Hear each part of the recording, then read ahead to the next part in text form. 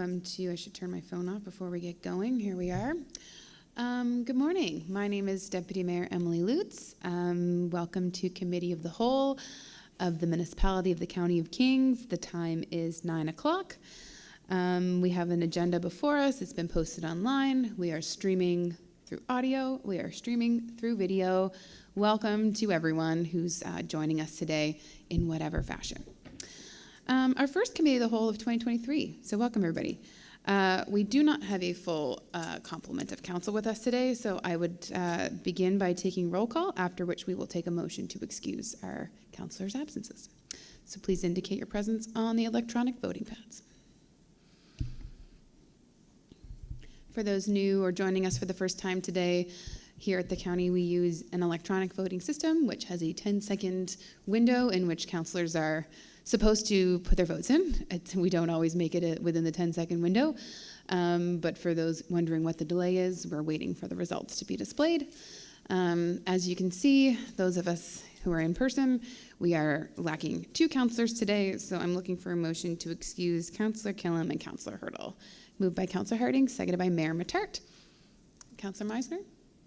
So I just want to ask my fellow councillors that I be excused for 1 o'clock. I have an appointment at that time. It's a virtual appointment, so I will be returning after, but just wanted to be excused for that portion of I think we can probably allow that, Councillor. Thank you for letting us know. Any other discussion on the motion to excuse? Seeing none, all in favor or otherwise, please indicate in the usual fashion.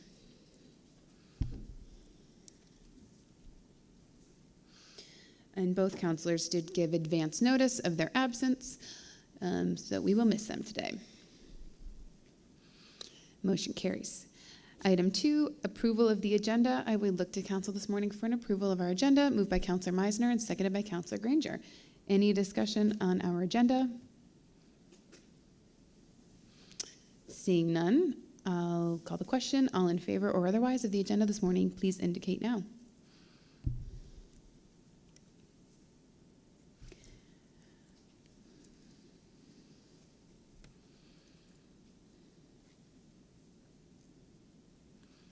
The motion carries unanimously. Thank you, Council.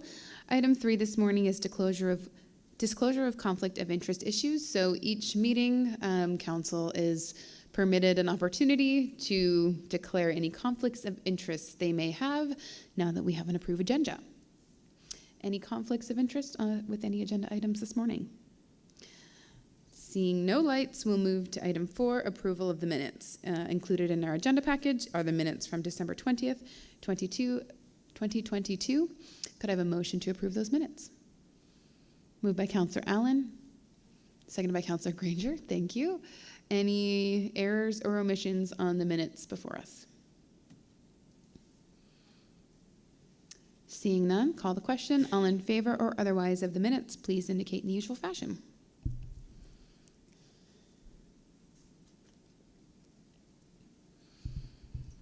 Once our minutes are approved, I will ask if there are any items of business arising from those approved minutes.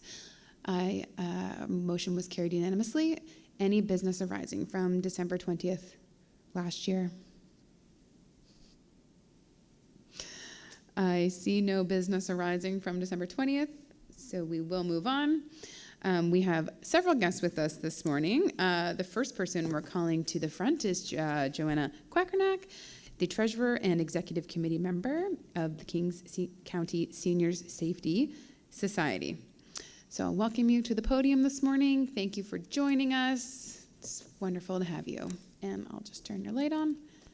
There you go. Well, thank you for inviting Kings County Senior Safety, or perhaps letting us come and present to you today. I'm Johanna Quackernack, as Emily said, and explained that I'm Treasurer and one of the members of the Executive Committee of the Senior Safety Society here in Kings County. Good, it worked. Just briefly, I just want to speak about who we are, because some of you weren't on council, I think, the last time we were here to present. I'll start with our mission. Our mission is to enhance the safety, security, and well-being of community-dwelling seniors in Kings County. And to achieve this mission, we work closely with policing to effectively address those issues. This partnership addresses needs of seniors, which often are referred to policing, but where policing authority often is not positioned to find the most appropriate solution. We work collaboratively as well with many other agents to provide the basket of services that the seniors need.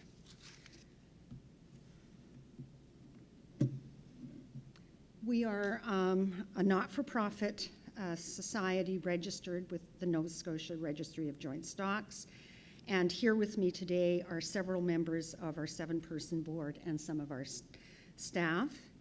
Our current program coordinator, Trish Coleman, is with us. She recently moved into this position.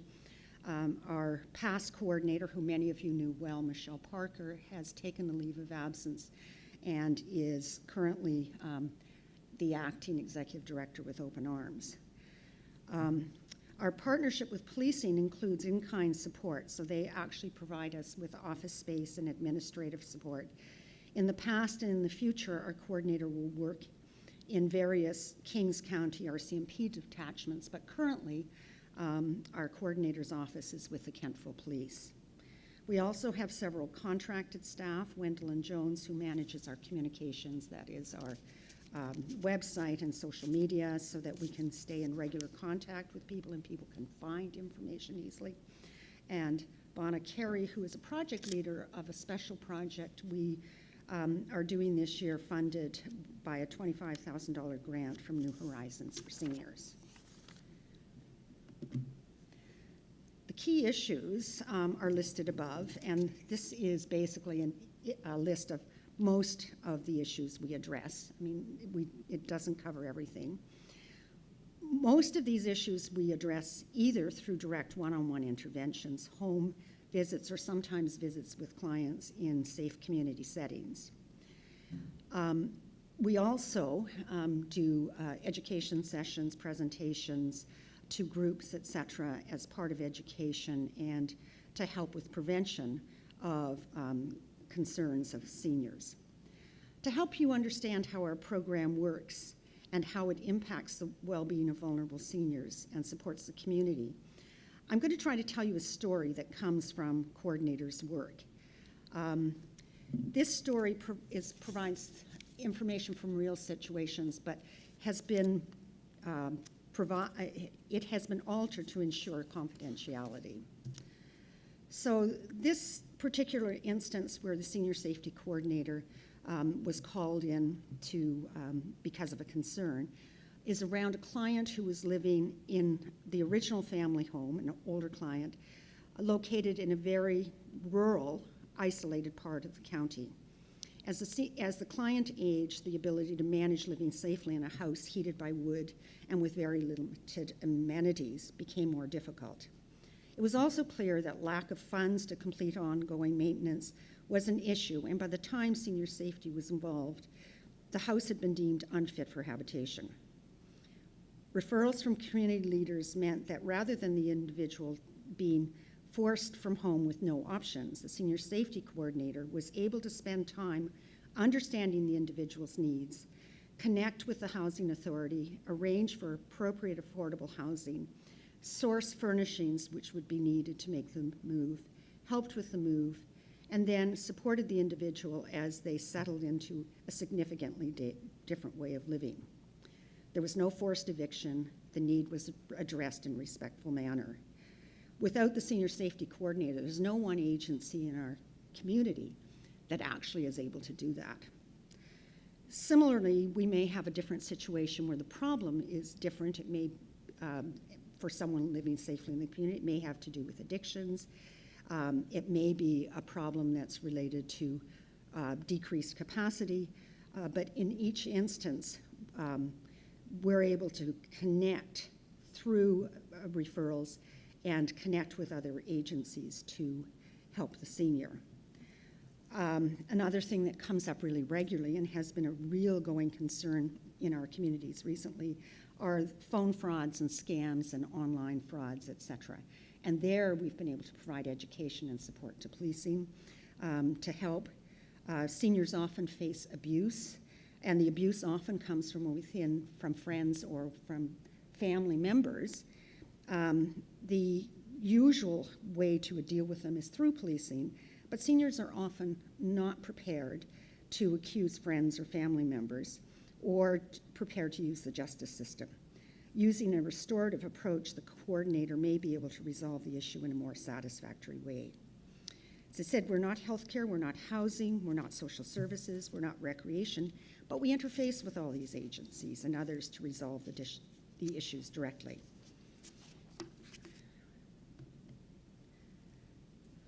Current programs challenges.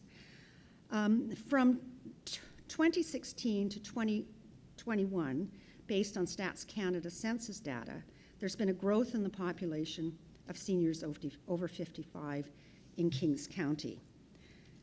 During the past 3 years, clearly pandemic-related, the complexity of the issues has increased, and the ability of our communities to address those issues has not kept pace. Isolation, lack of housing, inability to socialize were all factors. As well, cost of delivering services has increased. Some of our funders are facing similar challenges that we are and have cut our grants, while others have ceased to provide funding. Revenue has not kept up with cost. Balancing the budgets coupled with the pandemic has meant that the program has focused mostly on direct client needs and decreased the preventative education and socialization service. This, in fact, over time, will increase the need for direct client services. So this first graph shows the population change of seniors, and we've used the number 55 plus for seniors because that's sort of the span that our program covers between 2016 and 2018.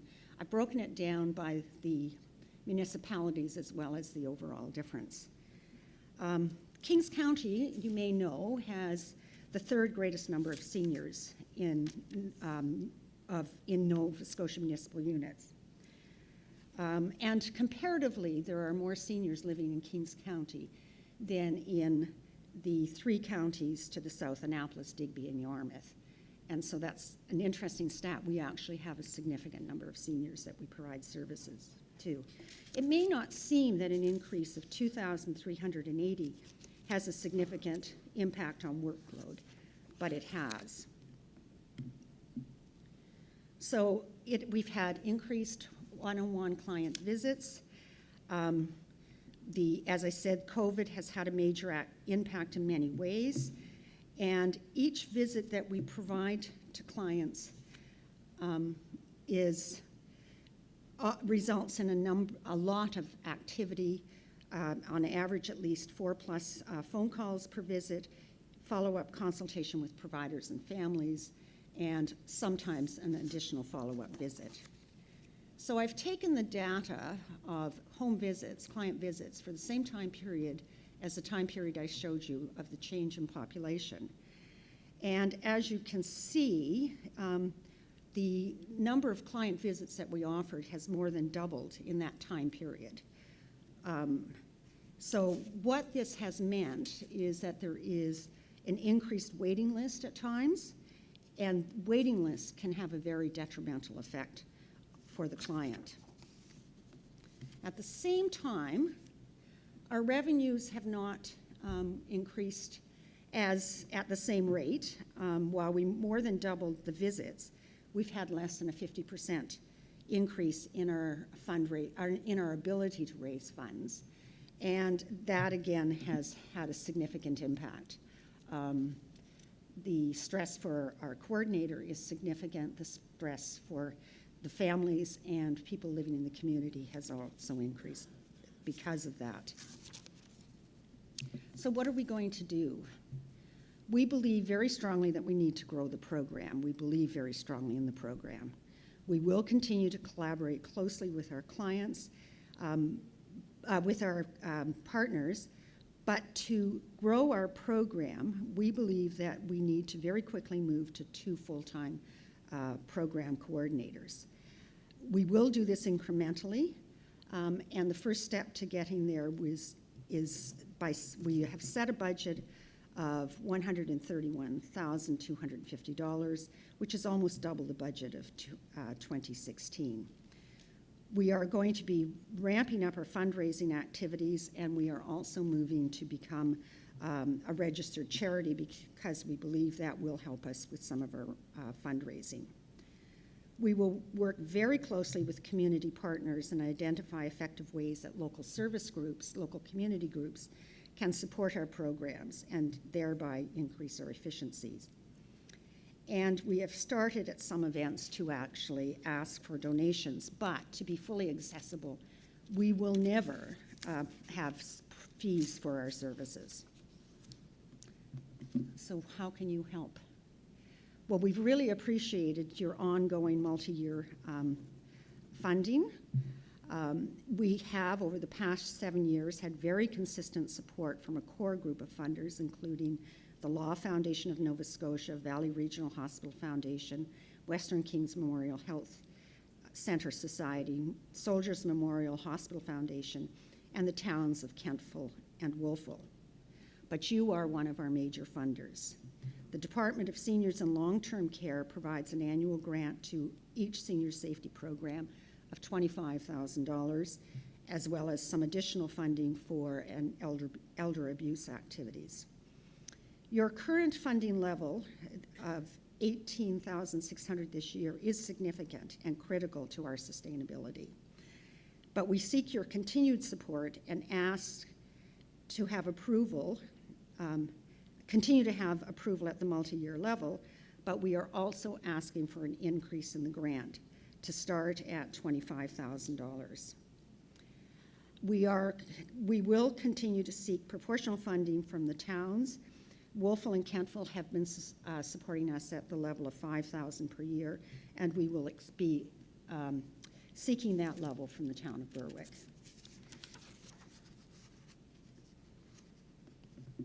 So that's my presentation. Any questions? Any discussion? Thank you very much. Questions from council this morning? Mayor Mattart.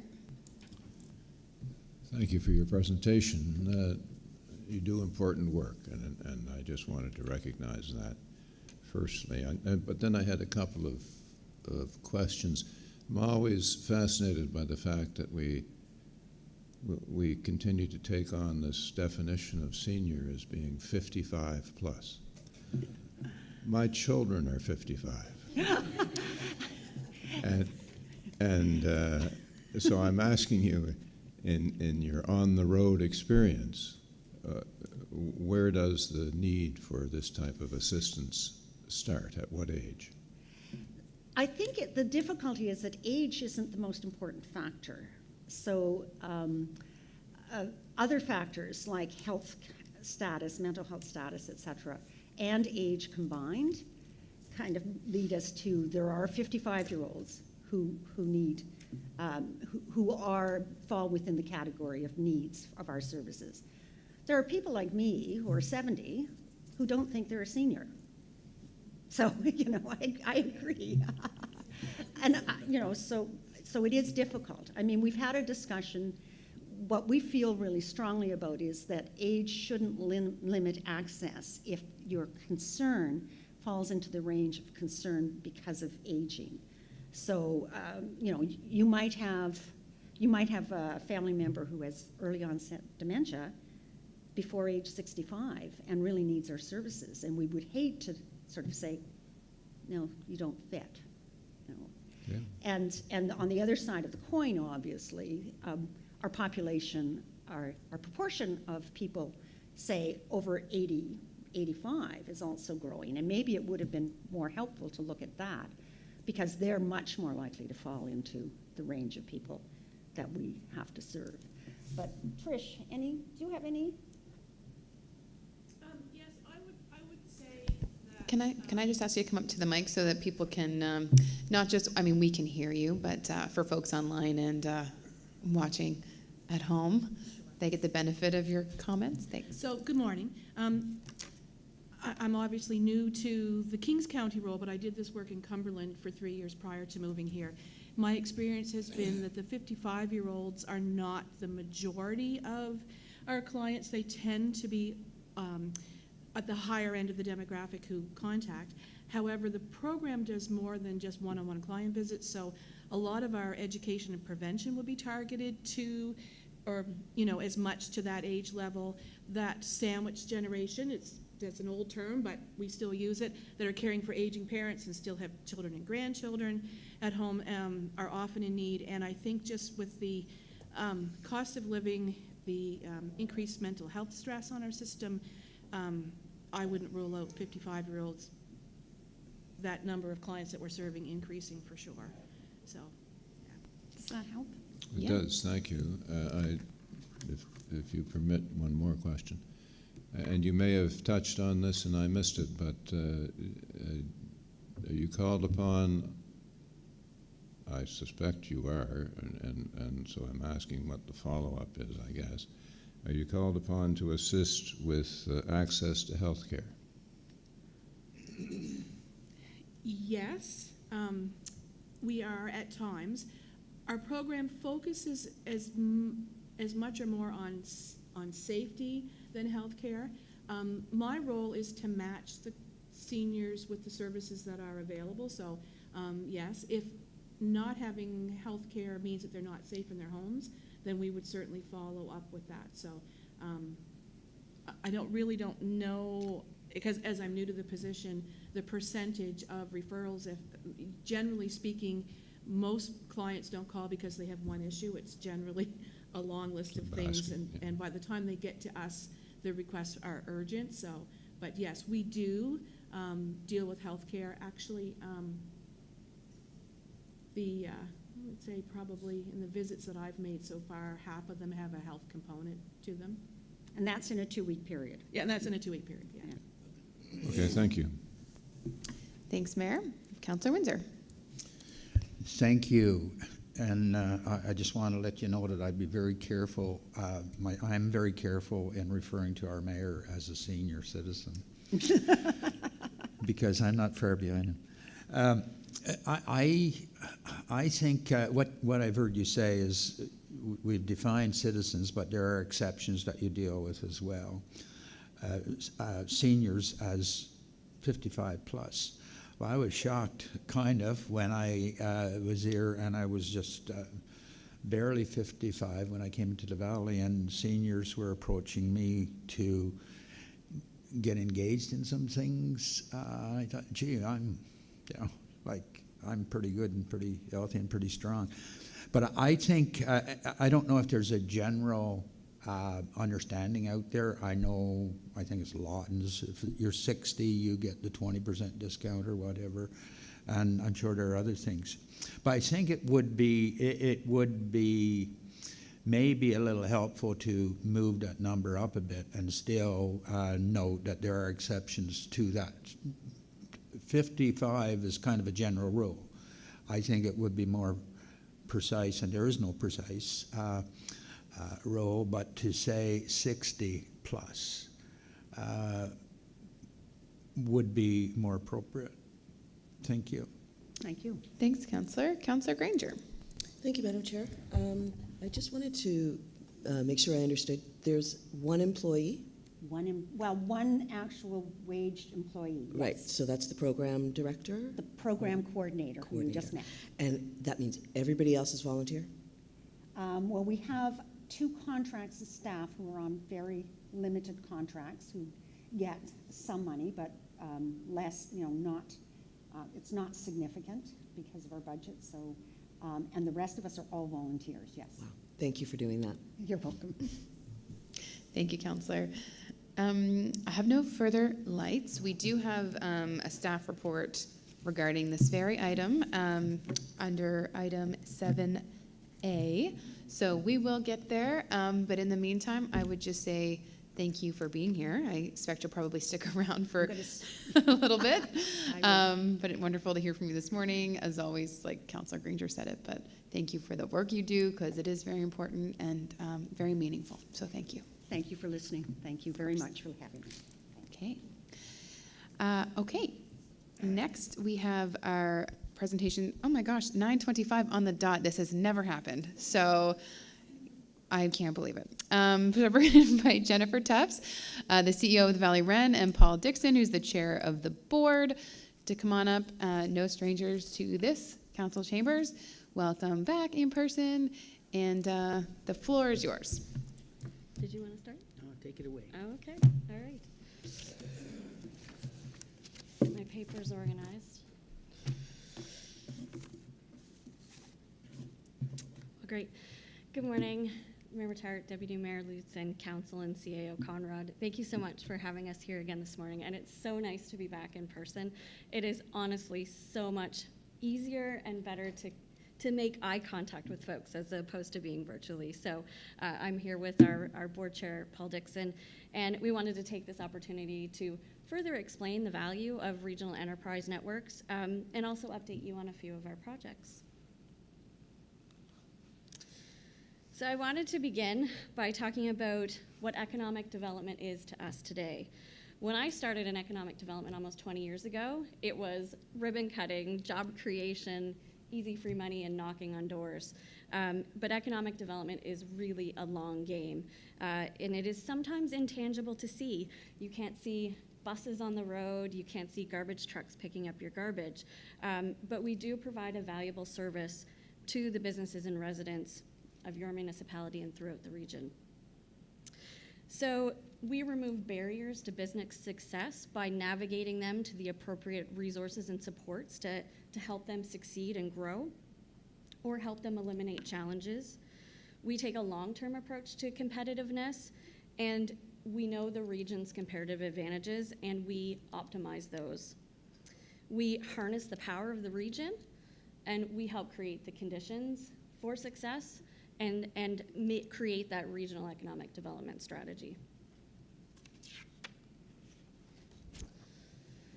This is a bit of a pet, I went back. There you go. This is a bit of a pet project of mine, and I've created this graphic because to make things even more confusing to economic development, there's actually levels of economic development. And so obviously the top of the pyramid is the widest, and it is the largest overarching. It is the province and beyond, so nationally and internationally. So really that level sets the overarching economic targets and assets and priorities.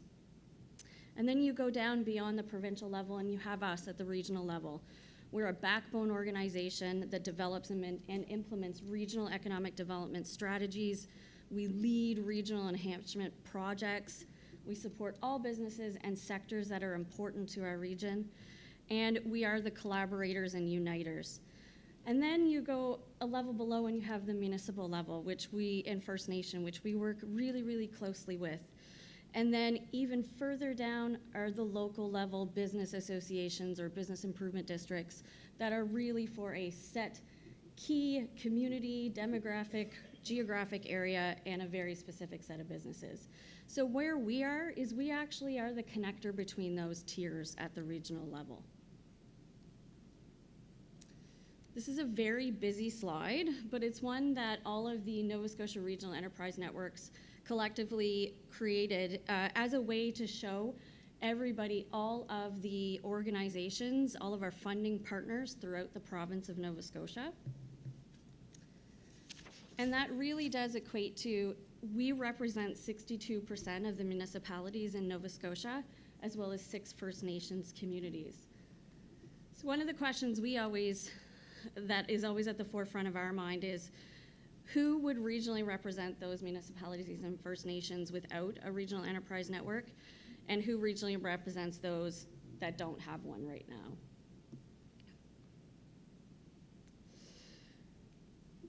I wanted to also highlight our volunteer board of directors.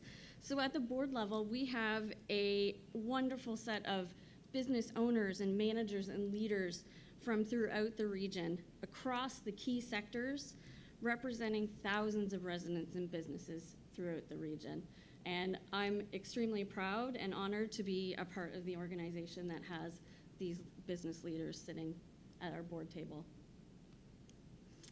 And then I would be remiss if I didn't also mention our very qualified, engaged, and passionate people who are our greatest asset.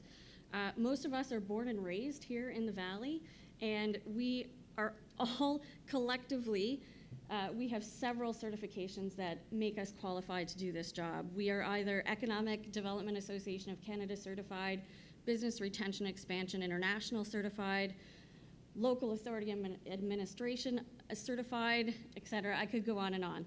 But we have an amazing group of qualified people who are serving our funding partners in economic development. So from a financial point of view, for every municipal dollar contributed to the regional enterprise network, up to a maximum limit set by the province, it is matched by the province of Nova Scotia through the Department of Economic Development. So these two levels of funding make up our core funding.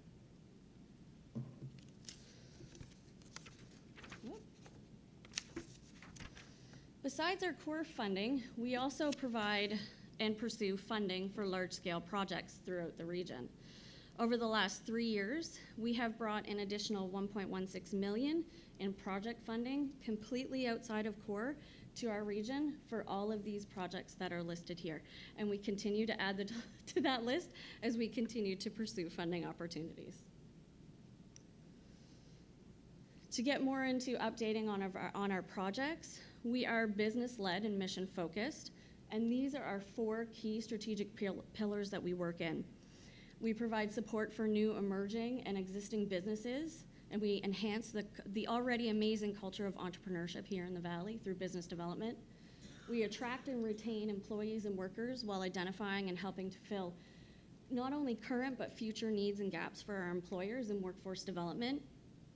We work to support the strengthening diversification and interconnectedness of our economic sectors through sector development, and we continue to help enhance our collective and collaborative environment for greater efficiency through regional development. So I wanted to just highlight 1 or 2 particular projects in each of these categories that we're working on to give you a bit of an update.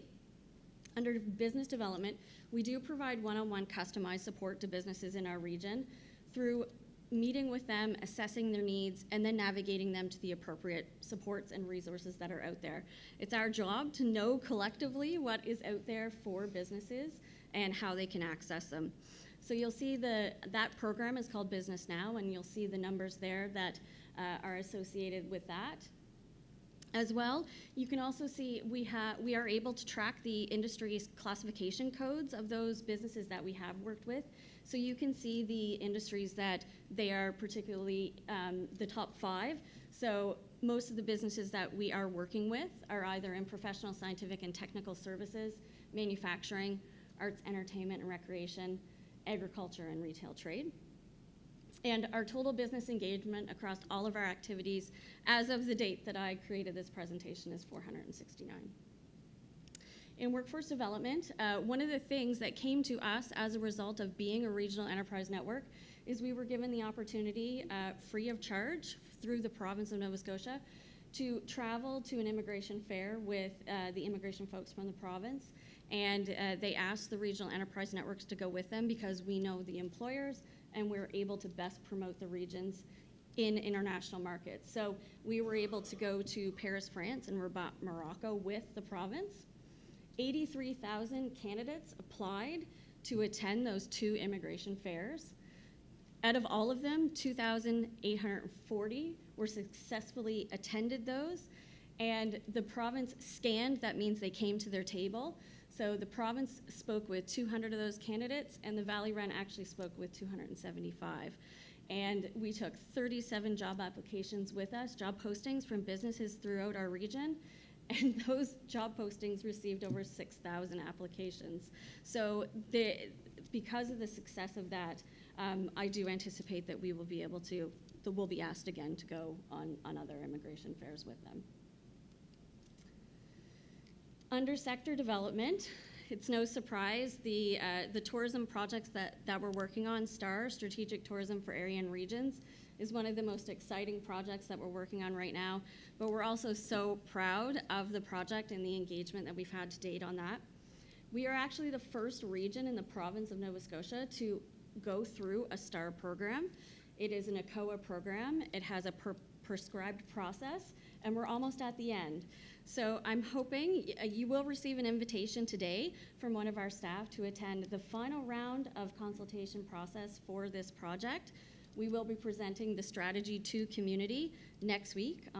We'll have 4 sessions throughout the region on the 25th and 26th, so you'll receive those invitations today. The consultant that we are working with through this process to create a regional tourism strategy for the Annapolis Valley is led by a working group of industry people. We have such amazing, amazing operators and industry leaders in tourism that are sitting around that table, and 5 of the group are from the municipality of the County of Kings. Recently, we held a municipal stakeholder session to update municipal folks on where we're at with the project. We asked a series of survey questions, and one of the ones that stuck out for us was we asked if those folks on the call felt that taking a regional approach to tourism was what we should do, and the response was 100% yes. So that for us was a really proud moment. But also too, through the process, industry and the public are telling us that they want to take regenerative tourism principles through this. So they want to make sure that the visitors and the people who live here maintain the region and keep it the way it is and not leave any sort of environmental footprint on it. So we are going through this process with that regenerative tourism focus in mind. I could go longer on STAR, but I'll keep going. Under regional development, one of the things that we have done, we've been doing it now for 2 years. Since the beginning of the pandemic, we created a regional economic recovery task force, and we've been leading a coordinated regional approach through the pandemic. There are currently 37 organizations that are involved and engaged at the various levels. We have all of the workforce support organizations in the region, all the business support organizations in the region, as well as major impact employers like 14 Wing Greenwood, Acadia University, and other post-secondary institutions in our region. And it really is a mechanism to keep everybody updated and engaged on what's happening throughout the region.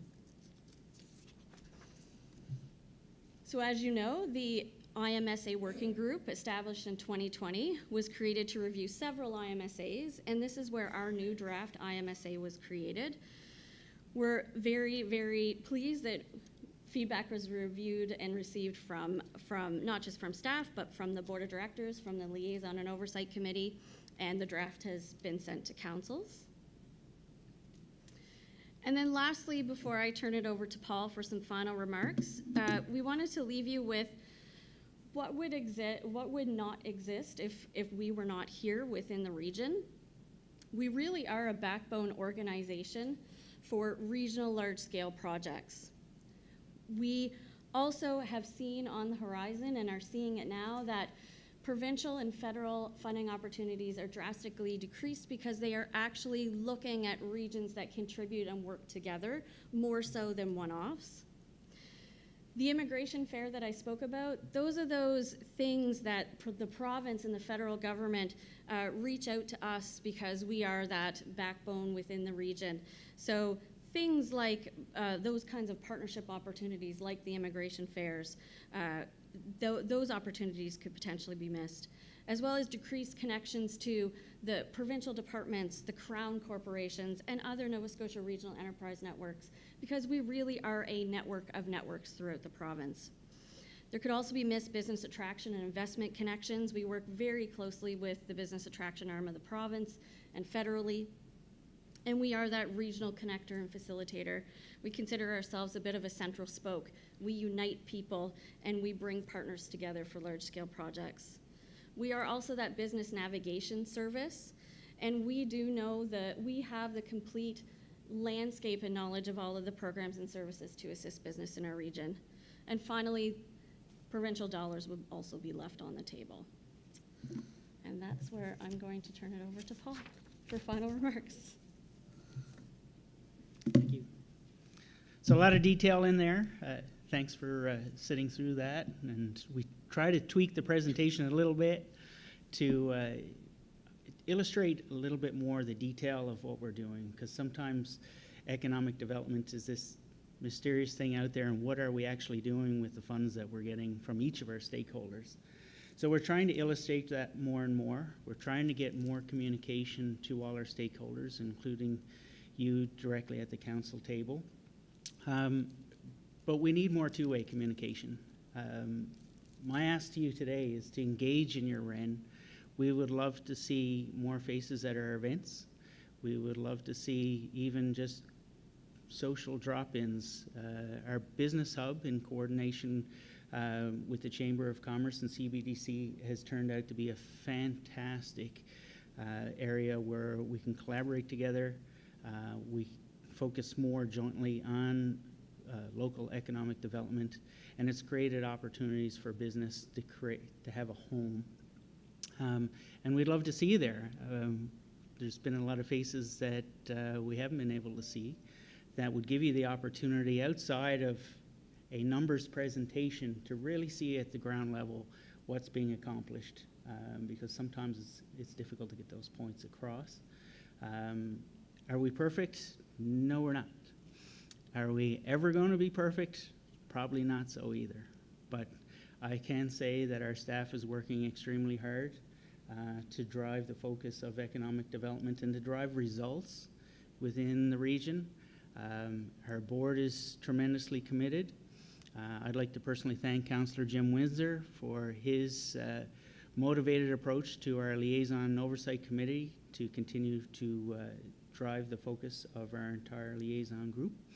And I'd really just like to open up for some questions. I want to hear more from you folks than I'm sure you would like to hear from me, or Jennifer for that matter. Great. So councillors, get your thinking caps on. Think up some questions. We got one so far. Councillor Granger, go ahead. Thank you, Deputy Mayor. Just wondering what you're doing for, in the name of economic development, for diversity's sake. We're getting more diverse, and of course, Kings County has a big head for diversity. So what are your plans for making the REN a little bit more diverse? Yep, absolutely. Yep, sure. One of the things that we really try and focus on is when we are building steering committee groups or working groups for projects, that's where we want to try and bring as much diversity around the table. And that is really our focus when it comes to diversity, equity, and inclusion, is making sure that everybody is consulted and heard through a particular project process. And if we realize that they're not, then we try and go and seek it out. And we'd love to make more inroads on that particular front as well. We really try and make connections with our First Nations community and African Nova Scotians. So if there's any connections that you have that we might not, I would be very interested in having that conversation with you. Awesome. Well, we do have a diversity committee here and a diversity specialist. And so, if you wanted to contact them, I bet you they got a lot of information for you. Yeah, and we've been connected as well with Diversity King, so I'll reach out further as well. Excellent. Thanks. Great, thank you. And at the board level, we're always seeking opportunities for diversity as well. Diversity is a complex thing for us because it means several things.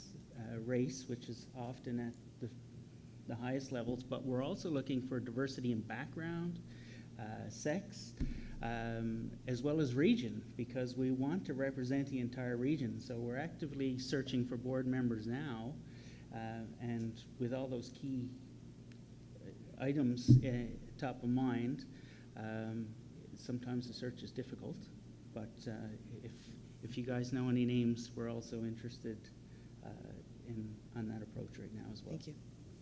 Okay, thank you very much, Councillor. Councillor Windsor.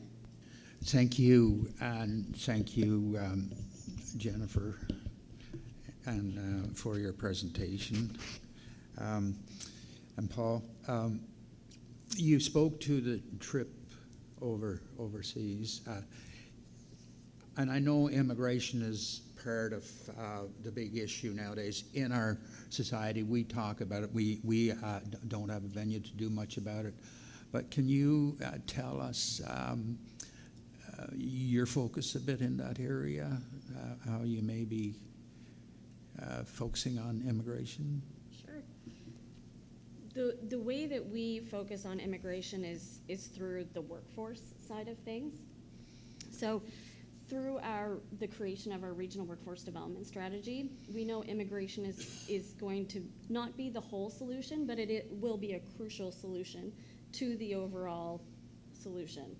And one of the things that we want to do is make sure employers know of the immigration programs that are out there that they can access, so it's an awareness piece, as well as any of those employers that are immigration curious, so making sure they know that, and going with the promise on these immigration fairs to promote the job opportunities that we have here.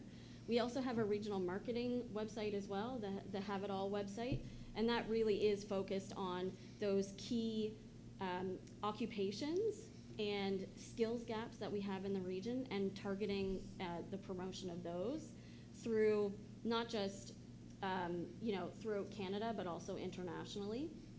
So the first set was on healthcare. So healthcare was the focus of our first campaign, and that really is, I mean, we're getting inquiries from Africa that, and all over the world related to healthcare.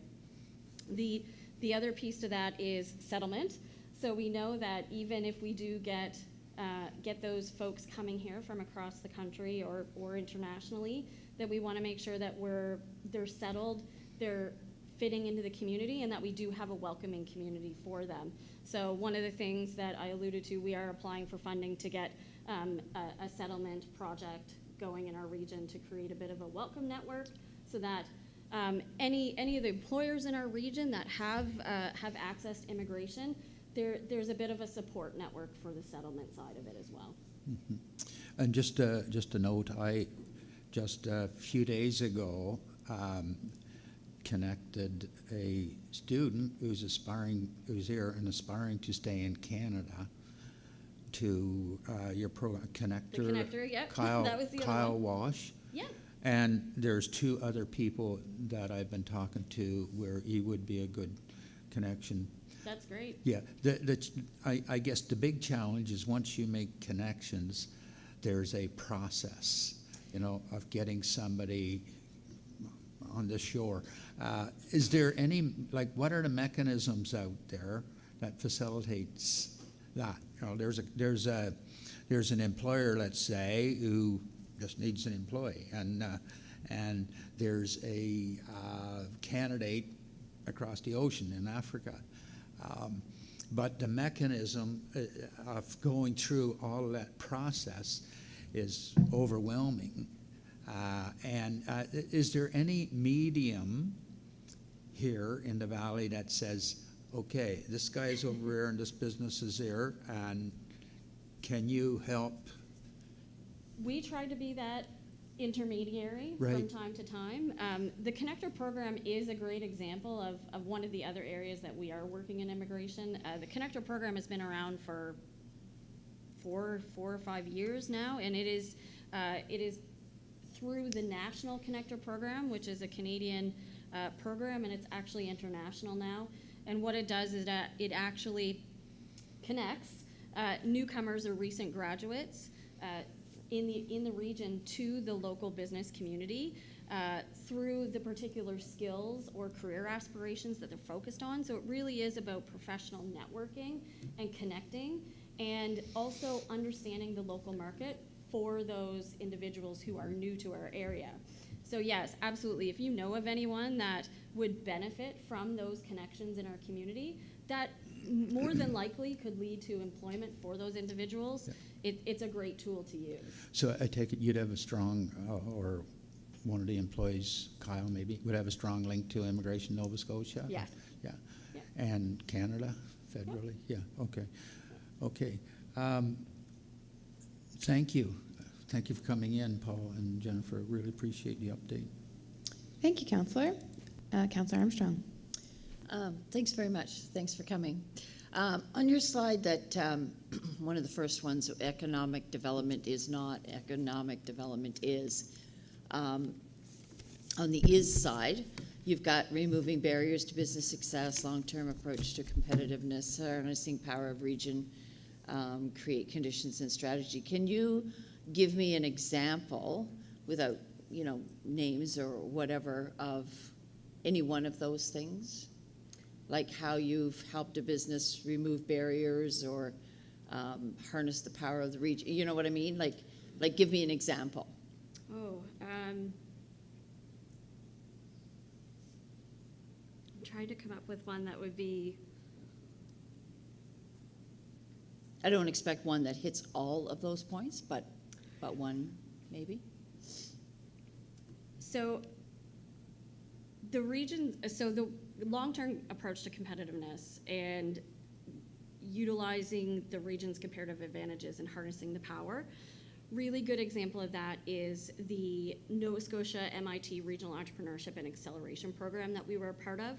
So 5 regions throughout the province went through MIT's program, and at the end come up with a project that, after intensive analysis of the region's comparative advantages and our innovation and entrepreneurship ecosystem, you come out with a project. And that project really is about harnessing the power of the region.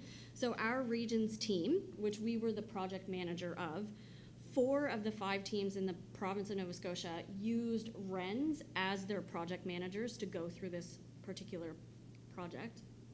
And our team settled on the creation of an agricultural technology accelerator, and eventually, long-term, the creation of an agricultural technology corridor through the province of Nova Scotia.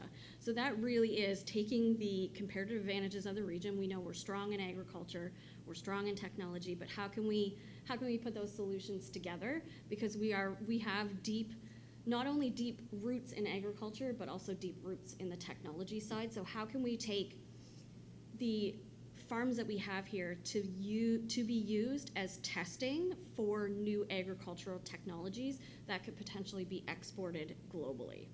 So that's one of the things that we're working on right now, and that's a good demonstration of those 2 particular. Okay, thank you. And I just had a couple of thoughts related to that too. So the MIT program is very high level, obviously.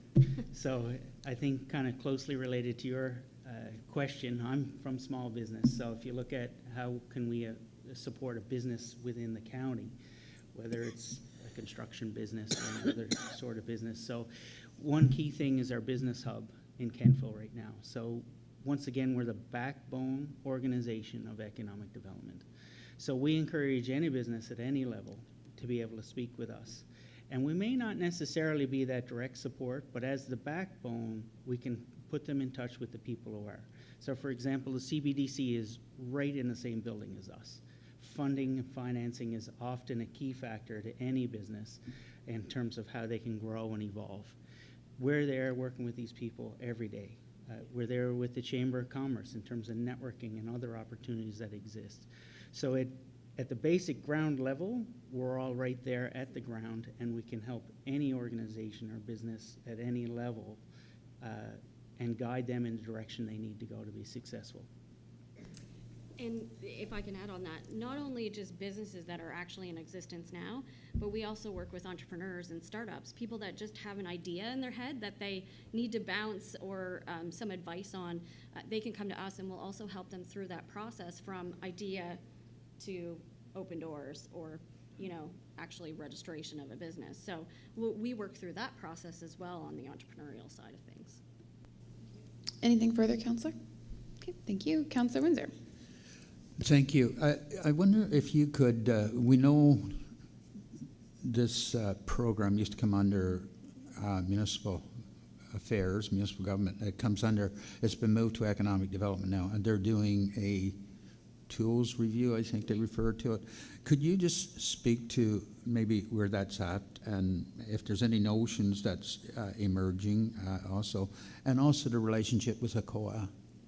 Sure, absolutely. So first and foremost, the province of Nova Scotia, we used to be housed under Municipal Affairs and Housing, and we have more recently moved to the Department of Business, that then changed to the Department of Economic Development. So that's where we live now, under the province, and they have been undertaking a number of reviews of all of the tools that they have under their belt in terms of economic development. So they have gone through the Crown Review, and you see the two new organizations, Invest Nova Scotia and Build Nova Scotia, that incorporate a number of Crown corporations.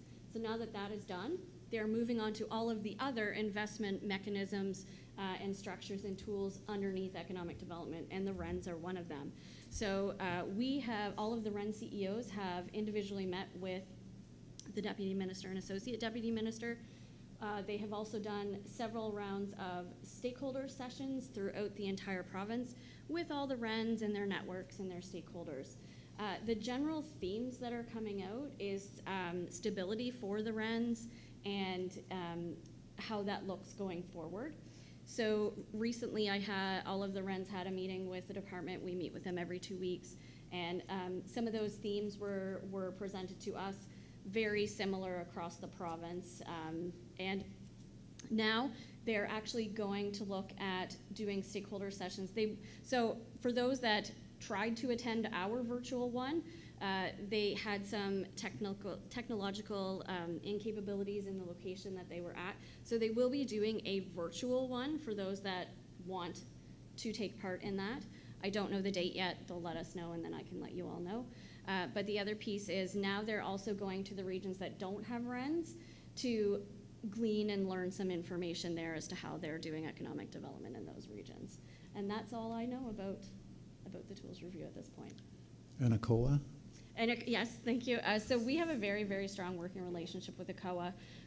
We go to them for project funding, and sometimes they come to us with a project, which is really, really great. So they are also such an amazing sounding board. We've been able to meet several times with our region's representatives manager and the Tourism Atlantic folks, which is another division of ACOA. So we have all kinds of connections within the system of ACOA and really good working relationships with them. Thank you. Thank you, Councillor. I have no more questions. Looking around the table, I think we're good to go. So thank you very much for being with us this morning, for your presentation. Paul, for all your volunteer work that you contribute to this organization, and Jennifer for the leadership that you provide as well. So thank you both for being here, spending your morning with us. Okay, thank you. I do also have a 2-pager. Is it okay if I leave it with you to? Yeah, thank you. Perfect. Thank you so much, everyone. Thank you. All right. We're at item 7. Are we good to keep going? Do we need a break? We're happy to move along. Oh, Councillor Granger wants a break. Do we want to get through these next 2 items and then take a break, or take a break now? It's up to you. I'll defer to you, Councillor. Let's do the next 2. Okay, we'll deal with items 7, and then we will take a break. All right, so item 7A, funding agreement with Kings County Senior Safety Society. Deputy CIO Rob Frost has joined us. Also, the lights are motion censored in this room, so there we go. So sometimes they just turn off randomly for those of you who are new to Chambers this morning. Deputy CIO Frost, the floor is yours. Thank you very much for being with us this morning. Good morning, Deputy Mayor, and good morning, committee. So, as you can see from the agenda, the first thing that I'm here to discuss today is the Kings County Senior Safety Society, and it was great to have Joanna and the others here this morning to present on, to kind of give you the heads up of some of the things that they already do. So just a bit of the origin on this for those of you that were not around when this was originally agreed to, but back in 2018, the Budget and Finance Committee made amendments to the community grants policy, which was then approved by Council. And 4 organizations, and now 5 organizations, were removed from the grant process and given direct grant agreements. So they basically became budget line items. And so so shortly after that, in 2020, we signed agreements with all of those organizations for 3-year funding agreements, which of course helps with their stability and funding and give them some guarantee of what we will support them for. So in regards to the Kings County Senior Safety Society, we had a meeting back in November with some staff and some of the members of the board that are here today. And certainly, as you heard, they expressed their concerns about rising costs, needs of clients, and of course the aging population that we have in Kings County. We had discussion on the funding agreement, and certainly they have a very modest budget overall, and we're asking for increased support from the municipality. And as you heard this morning, I mean, they do an awful lot with very little bit of money. So basically, what I'm presenting today is that we would amend the agreement. So currently, they have a 3-year agreement, which ended or ends at the end of this fiscal. That agreement can roll over for an additional 3 years, but what we would like to do is just change the amount of money that is in that agreement. So that would be the only change to the funding agreement. So the other thing that would, just to make a note, the other thing we had a good discussion with the members from the board was how we can be involved, possibly through our recreation staff or even through some of our other staff, about how we can support them. Certainly during COVID, I know there was a lot of working together on different programs and outreach, and that's some things that we'd like to have some further discussion with them, especially as we do our recreation review and look at all the things that we provide. So the funding to date, so in the agreement that is coming to an end, it began at $18,200 and it only increased by 1%. And as we all know, CPI has been certainly significantly more than that over the past couple of years, and especially this year. And the proposed funding would begin the agreement at $25,000 and then increase at 2% for the next couple of years.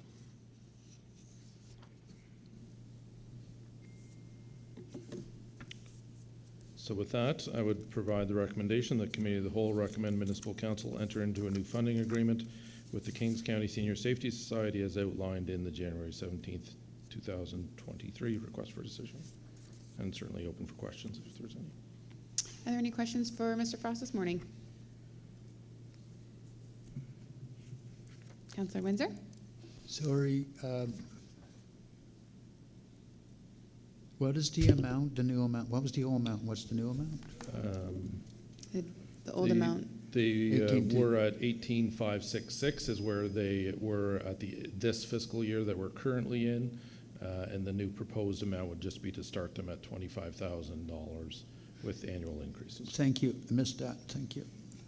Thank you, Councillor. I mean, my only question was going to be, is this enough?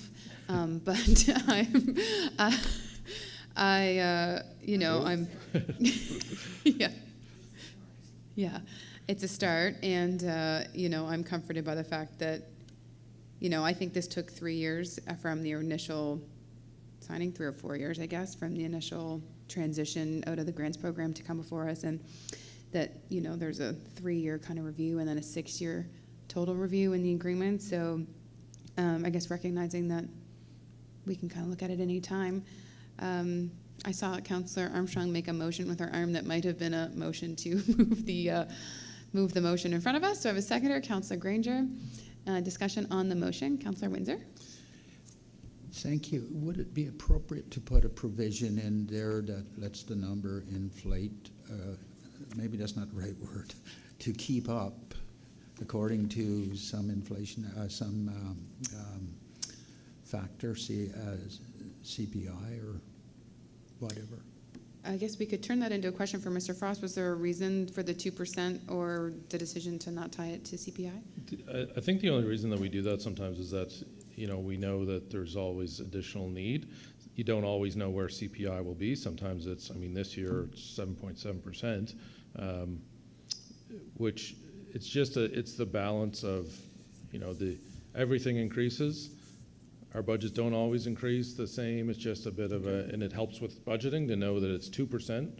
If we knew that, then we know exactly what it will be for 3 years. Okay. No, it's a valid point, a very valid point. Thank you. I appreciate your thoughts. Thanks, Councillor. And like all decisions made at Committee of the Whole, it requires approval at Council. But this is, like was said by Joanna, a start. So if there's any thoughts between now and Council in February, we can probably have that conversation then as well. Okay, no further lights. I'll call the question. All in favor or otherwise, please signify now.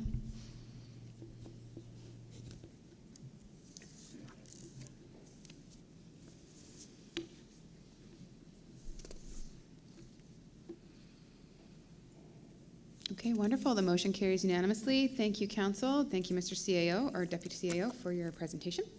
But don't go too far, because you are here again to provide a presentation regarding fire department funding, non-contract fire department funding for the 23-24 fiscal year. And you folks are not required to stay the rest of the day. You are welcome to, if you would like. We appreciate your company. We love your presence, but you feel free to step out at any time. You don't have to stick around. Thank you. Go ahead, Deputy CAO. Thank you. So the next presentation is on fire department funding discussions for the upcoming fiscal 23-24. So a reminder that the Fire Service Advisory Committee and the Finance Subcommittee have been discussing funding of fire departments since January of 2020. So that's now 3 years.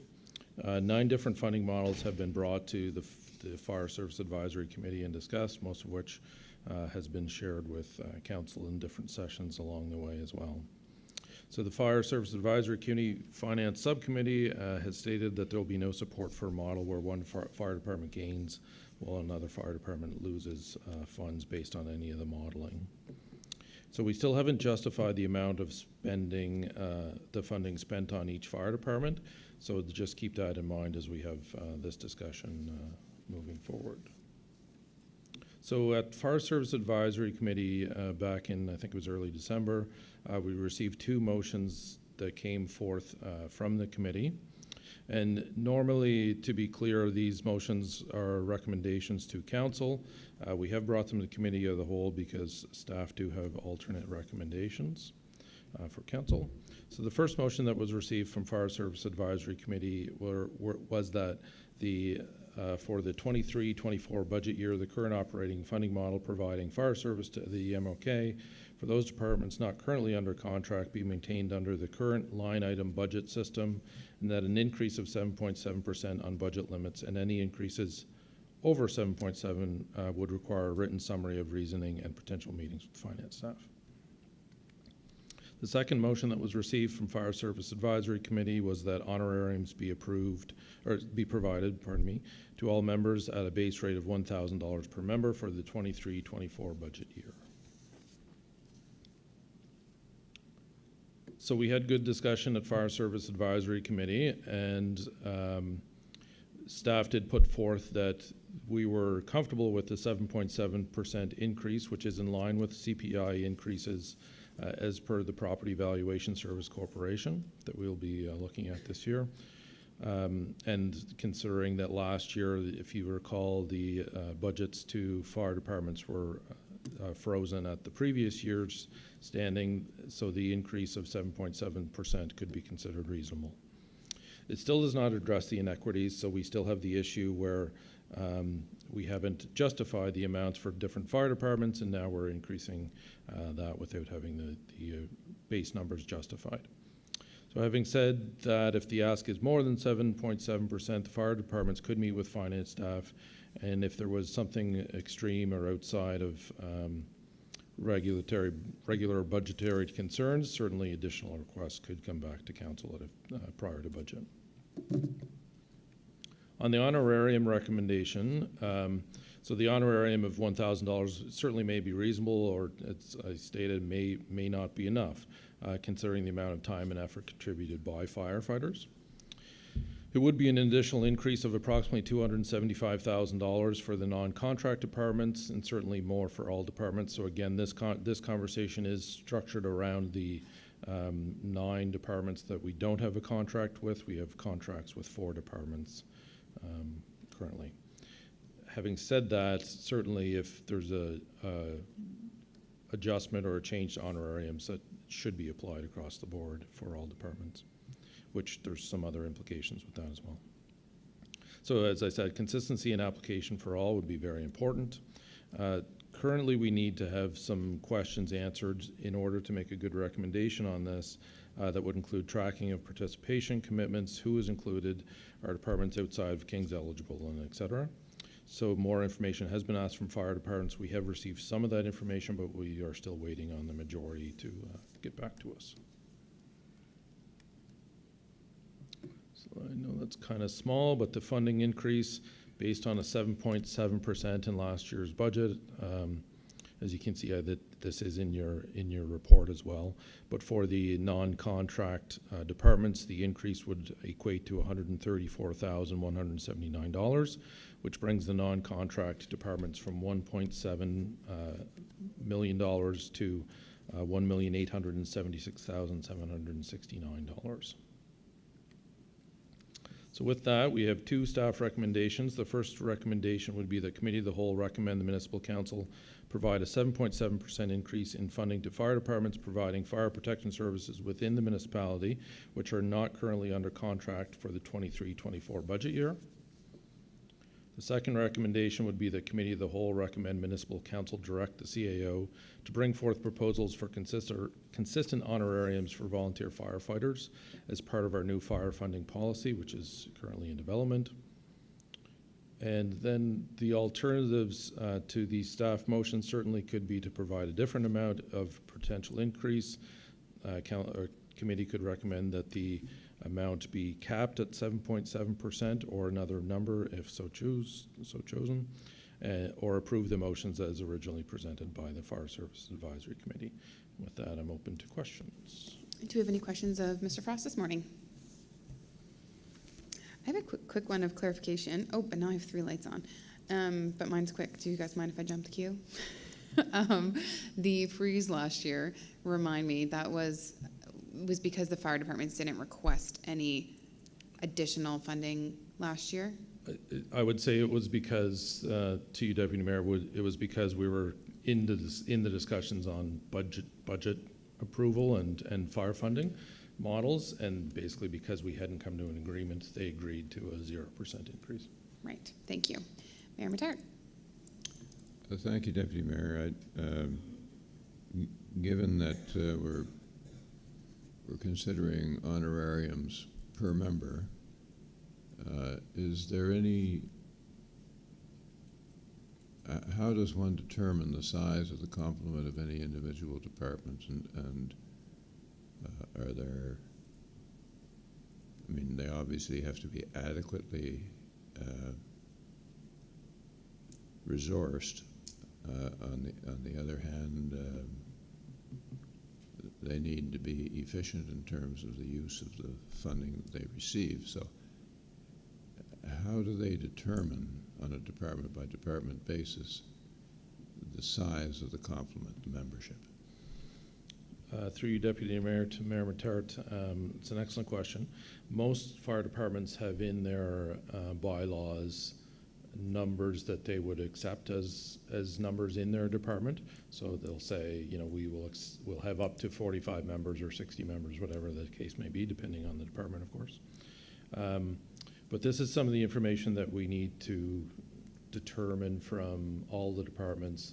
What is the maximum amount that you can have? What are your policies around you know, your participation levels? Because that's the other thing. We know that, you know, there's certain firefighters, of course, that are out there every time a call goes, or just about every time, and then there's some that don't participate as much. And that's part of the whole discussion on how do we determine how it's applied across the board. Some of the other issues that we will need to consider is that we have fire departments that span our municipality and other municipalities.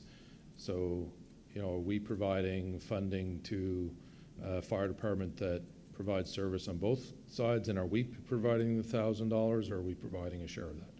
So a lot of questions that we need to have determined. But most departments do have a number that they say this is the maximum that we would have. All right, thank you.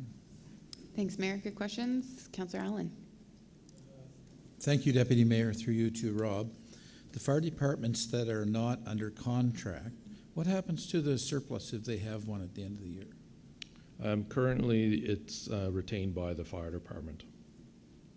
Do we have many that have a surplus at the end of the year? I wouldn't say a lot. I'd have to look at the numbers to give you the exact number. And again, some years it's probably more than others.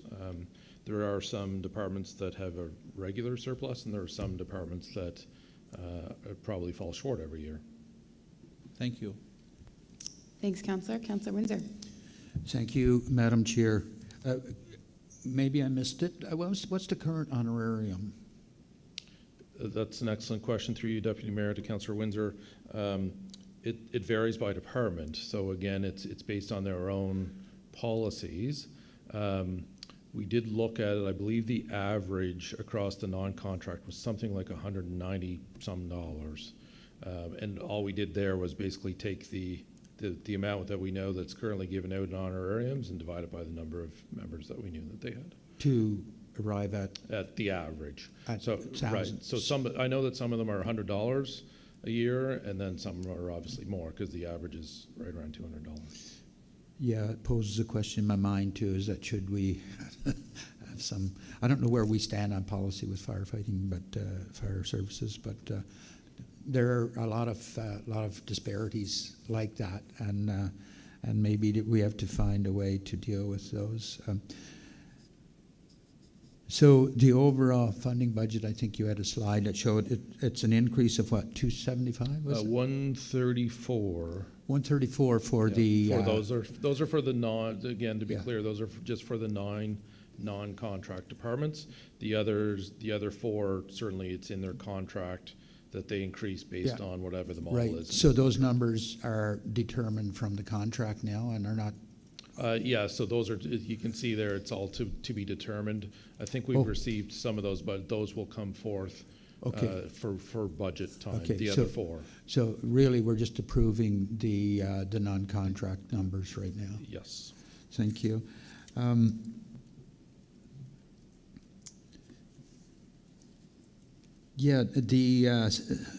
There's again questions in my mind related to coordination and whatnot.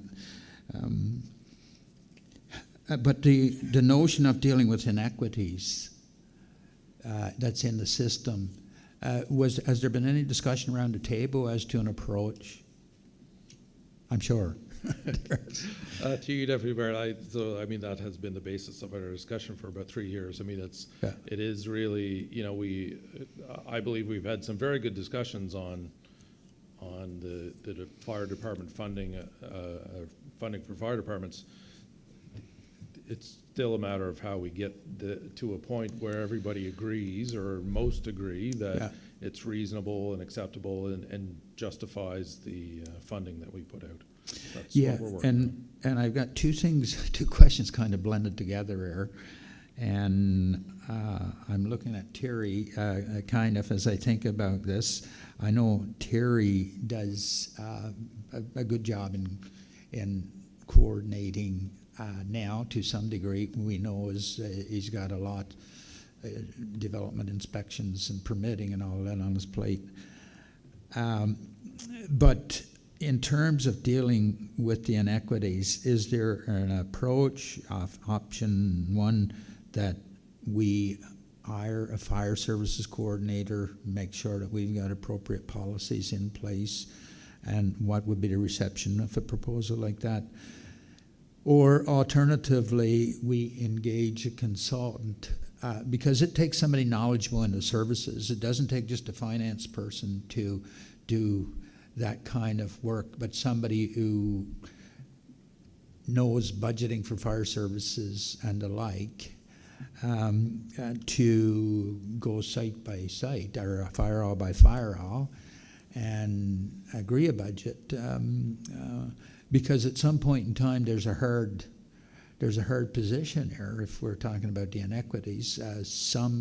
There's a combination of policy coordinator or engaging a consultant. How does that all come together, and so that we can sort through and we can have a policy-based approach and a knowledgeable person in-house, not taken away from you, Terry, at all. But and I know several jurisdictions have positions in part or more fully dedicated to fire service coordination. Do you have a thought, Rob? Yeah, through you, Deputy Mayor, to Councillor Warren, certainly those things have all been discussed at the Fire Service Advisory Committee table. Certainly and I know that, I mean, even in previous HR reports that have come to council, we've recommended or said that certainly a coordinator is something that we need to have on the horizon, depending on when we bring that forward. We had the discussion at Fire Service Advisory Committee a few meetings ago about, certainly if there was will and participation from the fire departments, I think my exact words were, I'd gladly come to council and ask for a consultant to come in to make, but with the understanding that it needs to be that there's things that get implemented and changed. As you likely know, I mean, there's been a few fire studies done in Kings County over the years, and that's historically. We've had a fire service coordinator, or it might not have been the title, but so some things have worked and some things haven't, but what we really need is some agreement from the fire services themselves that they are on board with whatever that direction is. But how long would we carry on in abeyance, sort of? Question. Anyway, that's a rhetorical, Rob. It's quite a realm, and the services are indispensable that they provide. I always want to acknowledge that.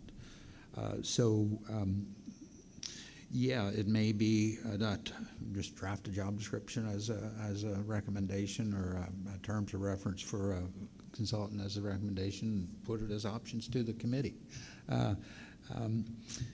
There's one other comment I want to make while Terry is in the room, because I felt like I wanted to make a positive comment to him over several meetings as we've been here, with house full of people, and Rob Terry has been here.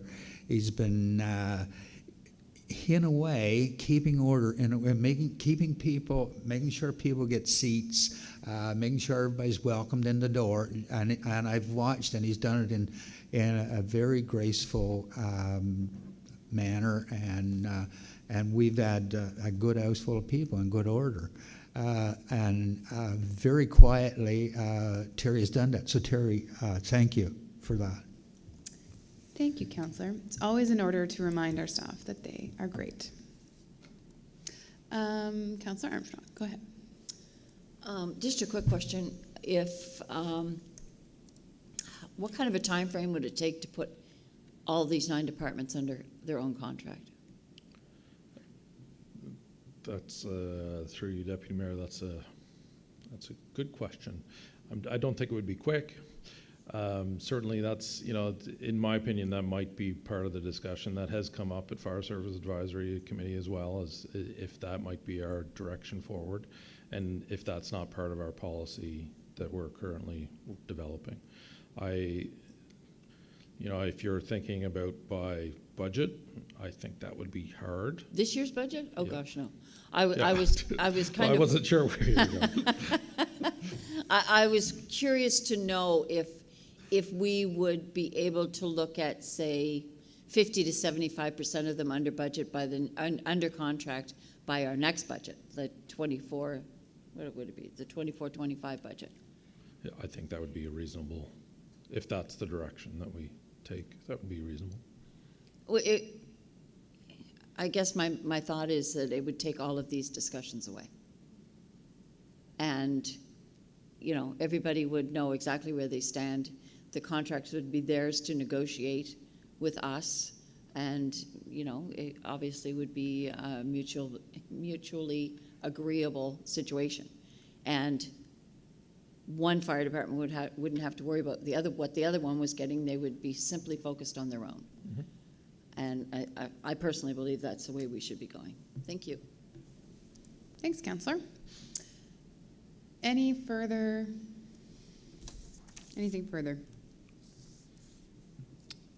Councillor Windsor. Thank you.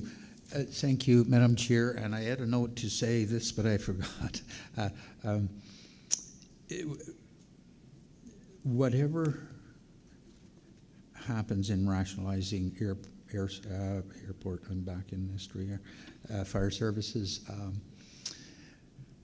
I think we should not take money out. If there's any rationalizing, and we know there's a debate on Greenwich, for example, I would love to see funding. We talk about an honorarium of $1,000 for firefighter.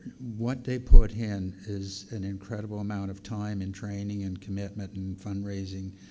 If there's any rationalizing that some monies become available, I would suggest that they go back into things like honorariums and support to fire chiefs and things like that. Something that may had a little more, it's not going to make them rich, but it's going to recognize to some degree that the services is very important. And in policy, whether we do contracts or not, and I don't disagree with Councillor Armstrong, that we need to have policy that makes sure, because by under contract we could still have inequities, but those things that we need to see standard, we need to have in policy. Thank you. Thank you, Councillor. We have a recommended motion in front of us. I have no further lights. The motion, if we could just bring it back up. For Committee of the Whole, oh, there we go. The Committee of the Whole recommend Municipal Council provide a 7.7% increase in funding to fire departments providing fire protection services within the municipality, which are not currently under contract for the 2023-2024 budget year. I've got one more comment before I take the motion. Councillor Armstrong? No, I'd like to see it say provide a maximum of 7.7% increase. Okay, I think it hasn't been moved or seconded, but as folks around the I'll table. move it. Okay, we'll move it. I think that's generally in line with the motion, so it's a friendly amendment. I'm looking to the mayor. Yeah, okay, got the nod. We have a seconder for the motion. Seconded by Councillor Allen. Thank you. So the motion would then read that Committee of the Whole recommend Municipal Council provide a maximum 7.7% increase in funding to fire departments providing fire protection services within the municipality, which are not currently under contract for the 2023-2024 budget year. Moved by Councillor Armstrong, seconded by Councillor Allen. Further discussion on the motion? Seeing none, all in favor or otherwise, please signify now. And while we wait for the results of the vote, I was remiss in not getting motions to receive our presentations from earlier, so don't run away to our break because I need you to vote on a couple more things. Motion carries unanimously. Thank you, Mr. Frost, for your presentations this morning. Oh, you have one more recommendation. That Committee of the Whole recommend Municipal Council direct the CAO to bring forth proposals for consistent honorariums for volunteer firefighters as part of a new fire funding policy. Moved by Councillor Meisner, seconded by Councillor Harding. Any discussion on the motion? Councillor Windsor. Thank you, Madam Chair, and this kind of addresses a little bit of what we were talking about earlier. So when you say as part of a new funding policy, the presumption here, Rob, is that a policy is going to be developed for the our overall administration, or is it going to be limited to honorariums? So through you, Deputy Mayor, to Councillor Windsor. So yes, so currently with the discussions around funding, we've moved to more of a policy discussion. Certainly that takes in some of the comments that Councillor Armstrong has mentioned, that it could be, this is how we would fund you, or the principles under which we would fund you. So that policy, which you may recall that we used to have a fire department funding policy years ago. Back in 2015, we went away from that. It used to be a form. Basically, they'd come in, they say, we have this many trucks, this many people, this many kilometers, and they would kind of spit them out a number. Back in 2015, we went to basically a line item. So this is how much it costs, this is how much we pay. So we removed that policy a couple of years ago now. So we don't actually have a policy in place as to how we fund. Yep. So my comment to the fire service is we need to get a policy back in place, which can encapsulate a lot of this discussion that we're having. So that is part of that discussion. Thank you, Rob. Thanks, Councillor. Councillor Armstrong. The new fire funding policy that you mentioned in this particular motion is not applicable to the fire departments that are currently under contract? Through you, Deputy Mayor, that would depend. So it depends on exactly what's in the policy. It certainly could, but of course, we're in the midst of drafting the policy. So it's whether or not, if the basis of the policy is basically that, every fire department needs to have a contract, then certainly they might all be included. But the ones that are under contract now, do they not already have something in their contract that deals with honorariums? Through you, Deputy Mayor, that's a good question. Off the top of my head, I mean, it's included, but it doesn't necessarily state it doesn't. I don't believe they have numbers. I don't think it says it's $1,000 or anything like that. I'm just curious to know whether or not that something in this motion shouldn't say for fire departments currently not under contract. That's my only question. Through you, Deputy Mayor, I mean, I think it needs to be all inclusive. Again, we'll have to figure out how that works with the current agreements. Okay, thank you. Councillor Windsor. Thank you, and I think it should be all-inclusive as well, because if we just say, well, you're under contract, and we go one by one, we will not deal with inconsistencies, and we could inadvertently put ourselves in a place where their in-house development of policy is going to mandate to us what we have to fund them. So we have to ensure that our policy doesn't do that. It has to have some frame around it so that it ensures consistencies, even though certain aspects would be subject to the contract, negotiated contract. But our overarching policy should be somewhat guiding, I would think. Thank you. Thank you, Councillor. I don't disagree. I think this is a good signal and signals where our general philosophy on firefighting in general in the county, and probably should apply to all. All right, we've been moved and seconded. Any further discussion on this particular motion? Seeing none, all in favor or otherwise, please signify now.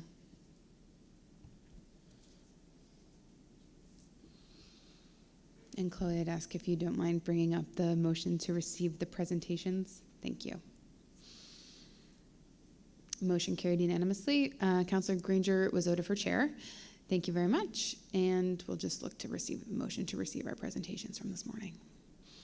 The Committee of the Whole received the presentations by the Kings County Senior Safety Society and the Valley Regional Enterprise Network as provided on January 17th, 2023 for information. Moved by Councillor Meisner, seconded by Councillor Armstrong. Any discussion? Seeing none, all in favor, please signify in the usual fashion.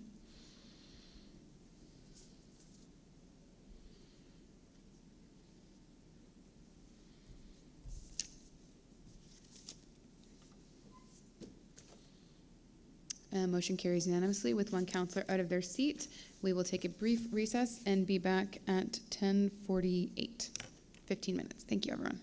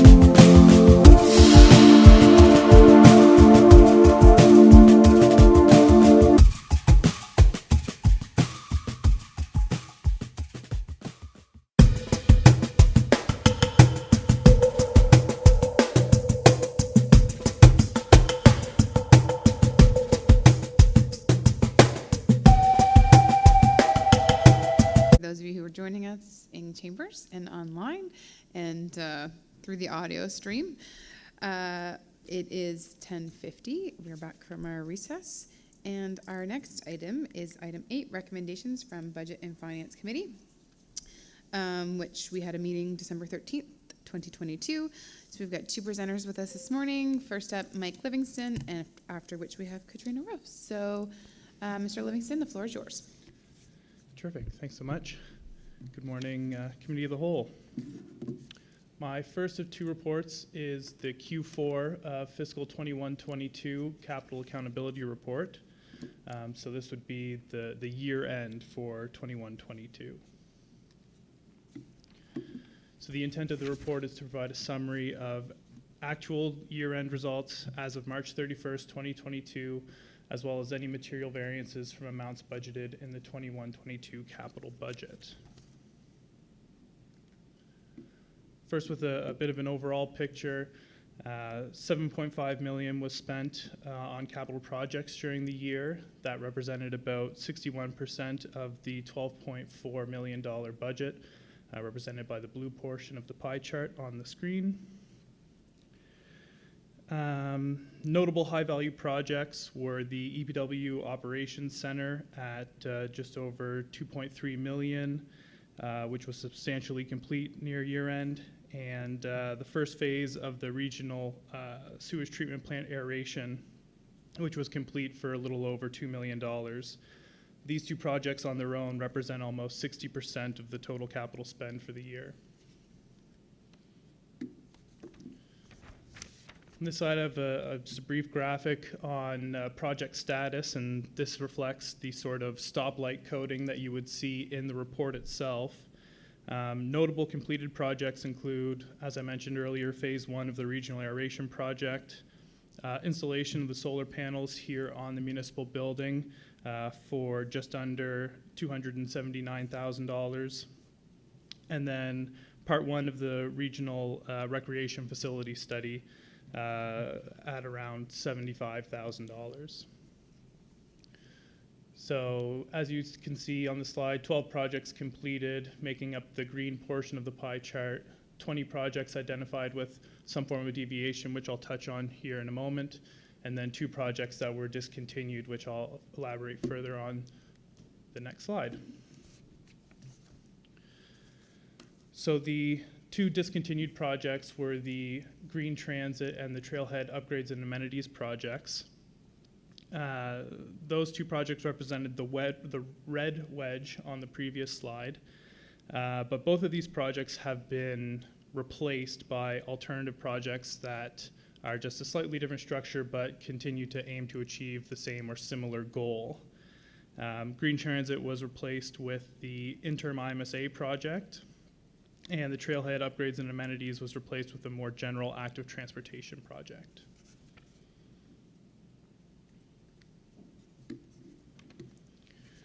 Now getting into the sort of yellow portion of the previous pie chart, this is a representation of the 20 projects that had some form of deviation.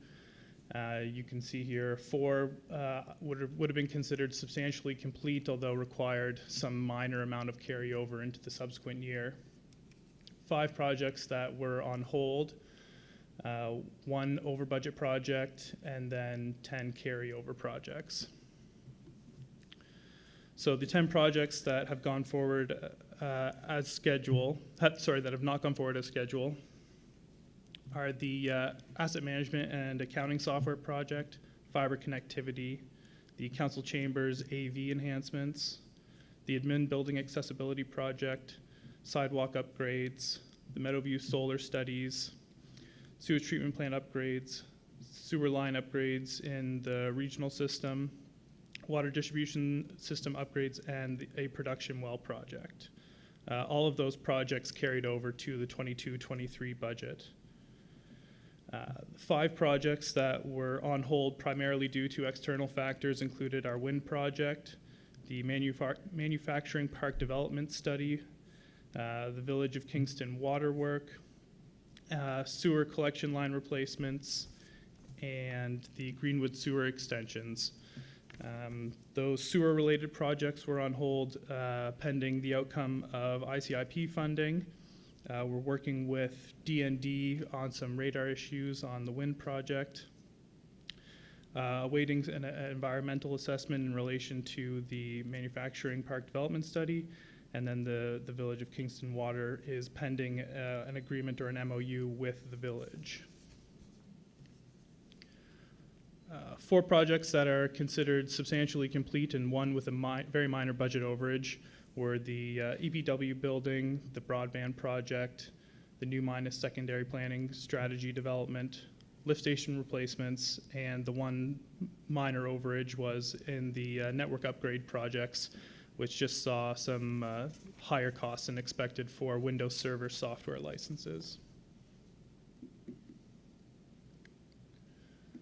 So taking all that into consideration, I prepared a bit of a revised project status pie chart here.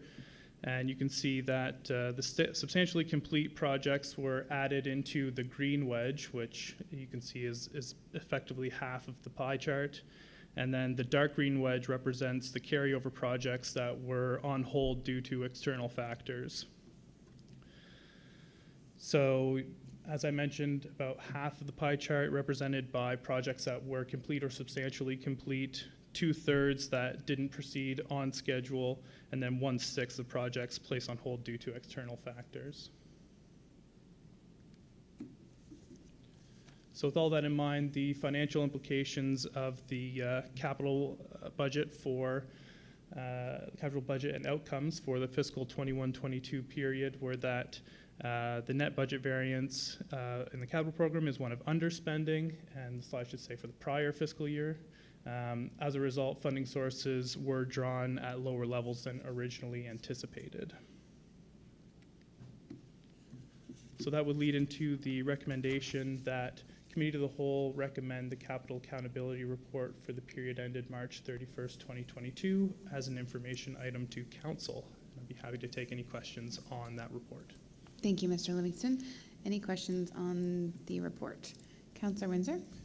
Thank you. And I'm not sure if my question is a clarification or a debate, so you can decide. My question was with respect to the radar studies down in Greenwood. What is the status of those studies, and is there an anticipation of a resolve soon? And I know you're not responsible for the study, so maybe one of our Scots or whoever can answer. I'll have to defer. Mr. Conrad reaching for his microphone. Through you, Deputy, to Councillor Windsor.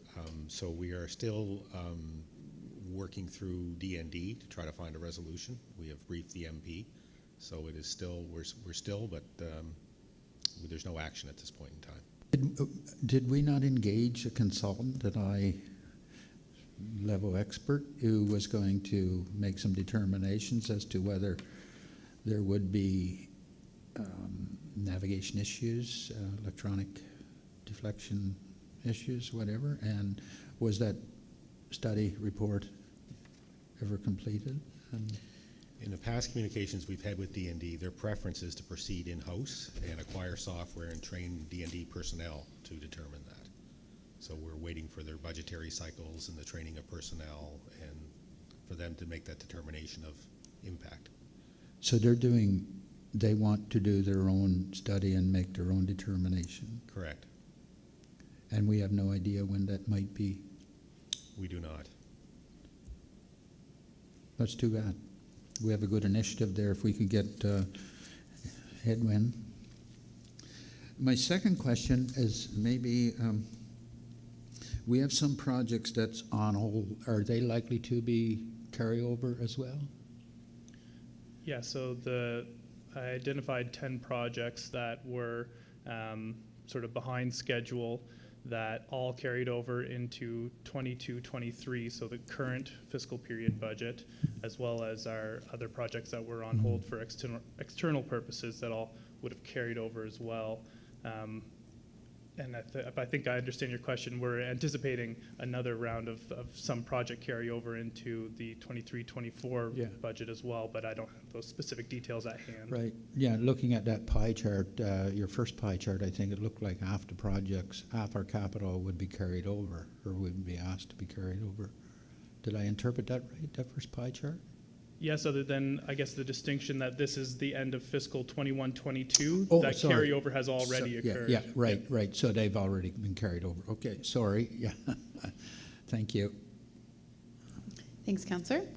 So it's been moved and seconded.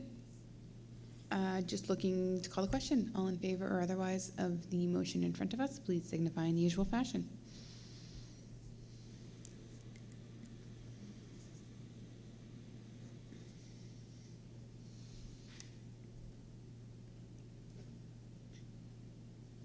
The motion carries unanimously. Thank you, Council. Item B, Capital Accountability Report for the next period, ending June 30th, 2022. Go ahead. Terrific, thanks so much. So yeah, we're looking at,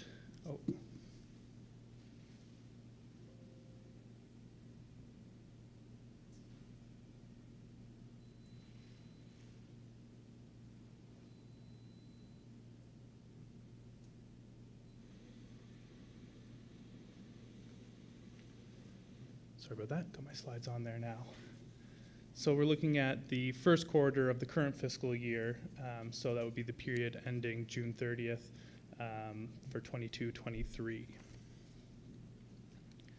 It's a fairly dated report. There's certainly more information that has come to light since this report had been prepared. However, what I present today won't reflect that. You'll have to await further detail, most likely during the presentations and deliberations on the upcoming year's budget. Nonetheless, the intent of today's presentation is to provide a summary of forecast year-end results as of March 31st, 2023, as well as any material variances from amounts budgeted in the 22-23 capital budget. And a bit of a disclaimer there, kind of what I just touched on in terms of based on information available at the time of the report. So given that this is the first quarter of a new fiscal period and we have exact information regarding the outcomes of projects that were estimated in the budgeting process but weren't 100% known given the timing of that process, just give you a bit of an update on project carryover. So at the time of budget presentation and deliberation, we were estimating 17 projects to carry over for a total budget amount of just under $3 million. The actual carryover ended up being 21 projects for a total of a little over $4.1 million. So that brought the revised capital budget for 22-23 up to $22,416,062 from the original $21,222,958.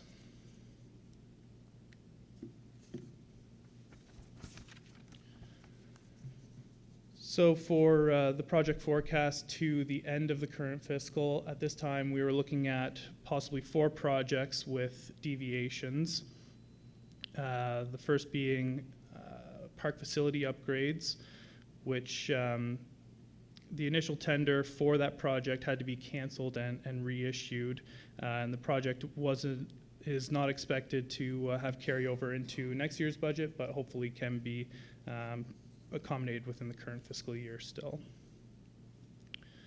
The 2 sewer projects, the STP infrastructure renewal and sewer collection line replacement, each remained on hold pending the outcome of ICP funding applications, ICIP funding applications, and they are anticipated to have scope carryover into the 23-24 budget year.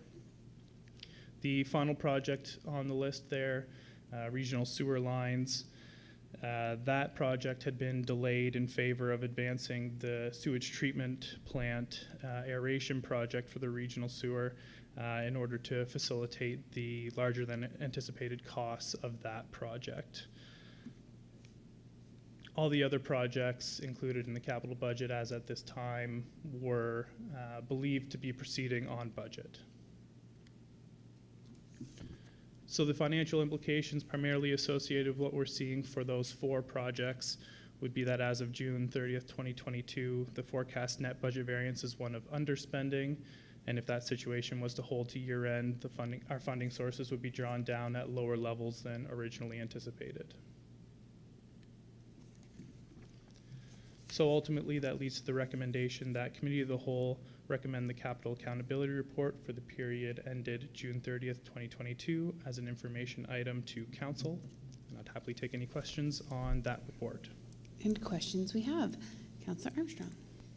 I'm just curious to know why it took so long to get this out to us. I mean, this is the end of the first quarter of this, fiscal year, and we're 2 months away from the end of the fiscal year. So I'm just curious to know why it's taken so long to get this out to us. I appreciate the question. It's a couple of small factors. So the Q1 accountability report is typically delayed to the completion of the prior year audit engagement.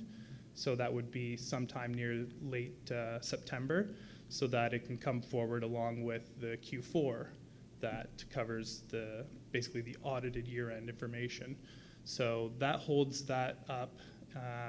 Then in addition to that, there was some staff complications in terms of their availability and attention to the report itself. And then on top of that, just some of the meeting timing with Budget and Finance, where these reports go to first and then are recommended to Committee of the Whole. So that adds effectively another month onto that timeline. So a couple factors at play, but certainly there was delay from a staff perspective as well. So can we anticipate that this is going to be the norm from now on, or no? Only from the perspective that there may be delay because we still hold it till the end of the audit. But right, which is in September, and this is January. Yeah, we're also contemplating whether or not there's going to be a shift in this reporting process as part of the terms of reference review for the audit committee and Budget and Finance, and what happens with those committees. That could change the nature of the reporting to committees and councils, and ideally could accelerate the reporting. Thank you. Thank you, Councillor. And Director Barr. Thank you, Deputy Mayor. Just further to that, if I may, absolutely we are going to be looking to streamline very much the reporting process, as Mike just touched on towards the end. It's a little bit cumbersome now in terms of having Budget and Finance, Committee of the Whole, Council, those steps, so that is something that we're looking at. And I think Mike is probably underplaying a little bit in terms of the significance from the staffing perspective. It certainly was a big component of this in terms of some staffing related resources that we were dealing with. And you'll notice that the operating accountability reports are much more timely. Thank you, Mr. Barr. Any response, Councillor? Okay. All right. Turn my own light off. We have a motion in front of us. Have a mover and a seconder. Moved by Councillor Meisner, seconded by Councillor Harding. Discussion on the motion. Seeing none, all in favor or otherwise, please signify now.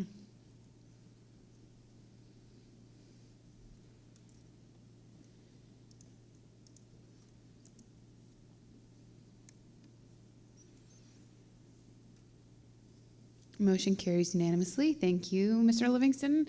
And we'll invite Ms. Roos up to the podium this morning. Welcome to Committee of the Whole.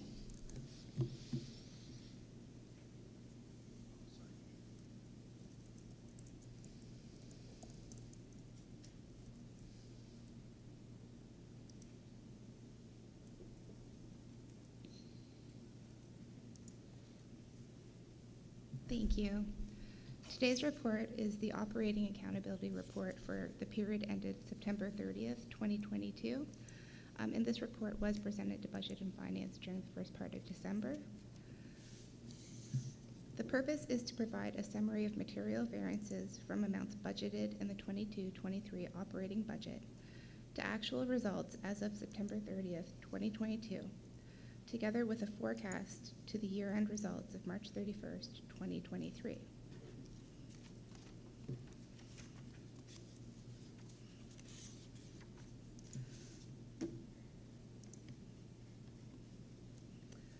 The forecast variances are based on information available at the time of this report, and events during the year may impact actual outcomes.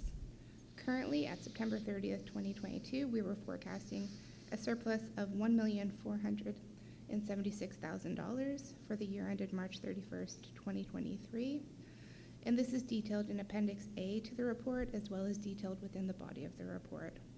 Forecasts will be monitored as the municipality progresses throughout the year. Key variance components include interest revenue due to rising interest rates.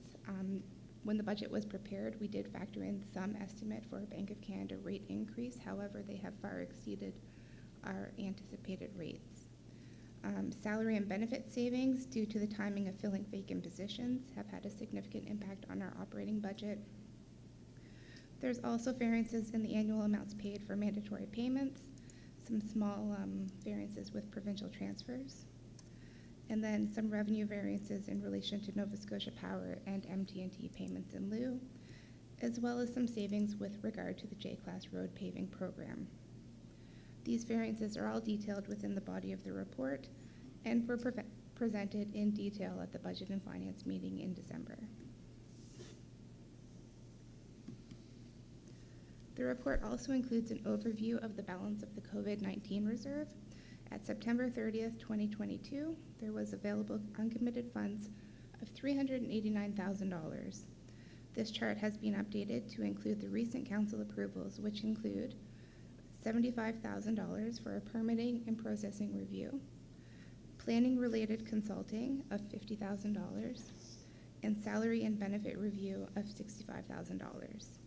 Again, leaving an uncommitted balance of $389,000 within the COVID-19 reserve.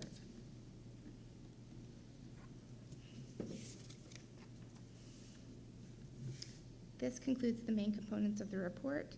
In summary, the financial implications are the forecast operating surplus will be finalized subsequent to year-end and distributed using the guidelines set out in the surplus allocation policy. Any municipal sewer surplus at year-end would be also allocated under the policy. And further reporting will come towards you as we move throughout the quarters of the year. The third quarter just wrapped up last month, and we'll have something to you. That goes to the recommendation today is that the Budget and Finance Committee, that Committee of the Whole recommend the General Operating Accountability Report for period ended September 30, 2022 as an information item to Council. All right, any questions on the report? Seeing none, look for a mover. Moved by Mayor Matart, seconded by Councillor Allen. Any discussion on the motion? Seeing none, call the question. All in favor or otherwise, please signify in the usual fashion. And thank you very much for your presentation, Ms. Roos, this morning.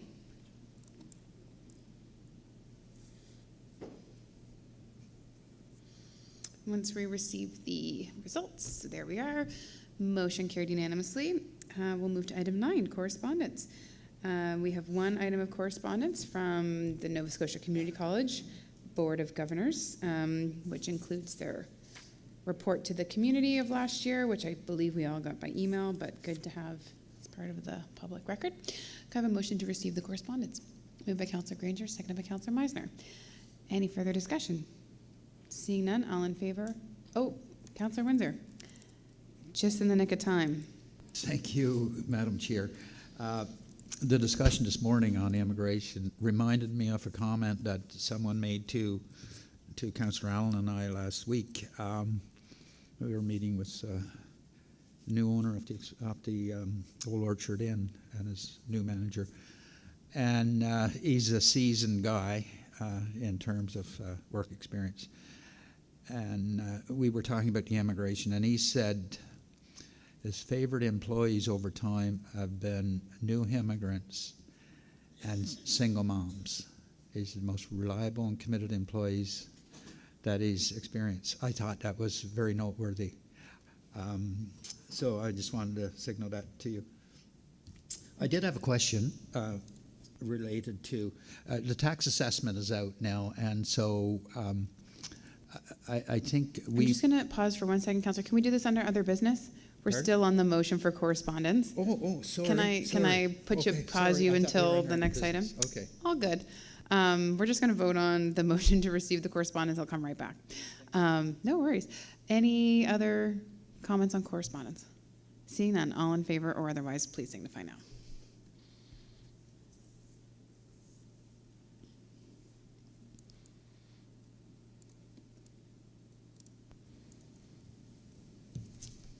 And motion carries unanimously. Thank you. Back to you, Councillor Windsor, for other business. Go ahead. Yes, I believe the assessments are out now, and we should we know what that means to us. I could ask what the number is now, but I think it's significant given the increases that is being reported in the news. But I just wonder, should we have staff give us a report on this with options as to how this we should handle this versus automatically saying we're going to collect it all. Jurisdictions out there have made concessions, and it would be good for us to make that kind of decision in advance of constructing a budget that utilizes it all.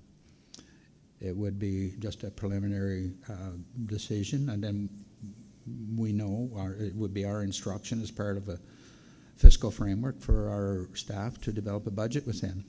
But I think, and perhaps the CAO could let us know what the incremental revenue is today, but because it's more than incremental revenue, it's an incremental cost to our taxpayer out there who's stressed under inflation in any regard. I know that we've got inflationary burden that we have to finance as well, and that should be and must be factored in. But I think that it would be appropriate for us to have an options paper presented to us to say this is the number, and we can do A, B, C, and D, or a combination of whatever. Mm-hmm. I may suggest that this be an agenda item for budget and finance for preliminary discussion, or add it to the agenda for the next budget and finance meeting, and maybe request a brief report from staff at that time. Thank you. I'd be okay with that. Okay, we'll leave that with staff if that's okay. All right. Councillor Armstrong, other business? There you go. Great. I was just curious to know if, I know that letters had been sent to Department of National Defense about 14 Wing Greenwood and the surplus land that they have there. And I was just curious to know if we had ever heard anything back, or if we'd ever written any other letters. And the reason I bring it up is because on the news the other night they were talking about Shannon Park in Dartmouth, which is the same situation as what we have essentially in Greenwood. And it is finally, after I think it's 6 years, they're finally moving on that particular piece of property.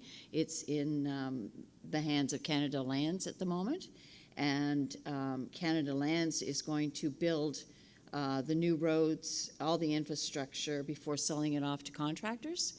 That particular piece of land is only 89 acres, and they're anticipating that there will be 3,000 new residential units there, ranging in building sizes, in a range of building sizes, which will amount to approximately 23 square city blocks.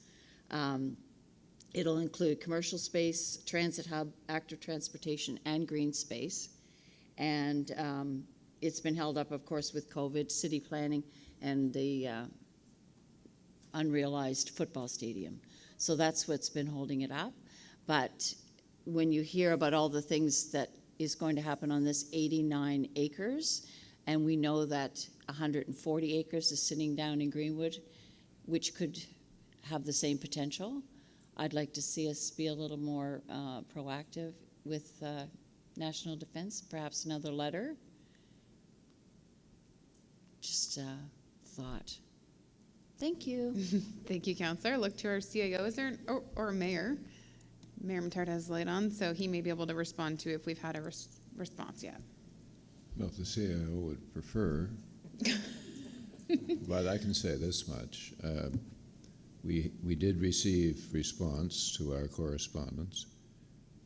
We have been somewhat of a burr under their saddle on a continuous basis, to the point where we had a physical visit from 2 of their personnel within the last month or so. That's the good news. The bad news is that the mantra that governments have, that if we, the government, the forces are prepared to have this declared surplus land, that we must first, it has to first pass through the feds, and then the feds would offer to the province, and then the province would come to the municipality, the usual laddering of such things. But they've received the message from us as to how urgent we consider this to be, as well as other files that we're not getting timely responses on, such as the wind power project that had seems to have gone into a dark hole, and other lands that we're looking for some cooperation on in the Aldershot area. So it's certainly on their radar. We have certainly been noisy about it. We try not to be obnoxious about it, because we need their cooperation and we want them to be part of the solution. And we've described what we feel the solution is, and that we can all proceed in a positive direction. But we will not be letting up. And I defer to the CIO if he has anything further to add. I do not. I think that was a great summary. Thank you. Okay. Do you feel any better, Councillor? Okay. Any other business to come before Committee of the Whole, recognizing we do have a special counsel that I expect we will head into at any moment. Seeing no other business, no public in attendance, I will entertain a motion to adjourn, and then we'll take a very quick break to switch over the system. So Mayor Matart will be chairing Committee of the Whole, or Special Counsel. So motion to adjourn. Thank you, Councillor Meisner, Councillor Armstrong. All in favor or otherwise, please signify now. So I'll just have to give us, I think, 3 minutes. We can all take a stretch.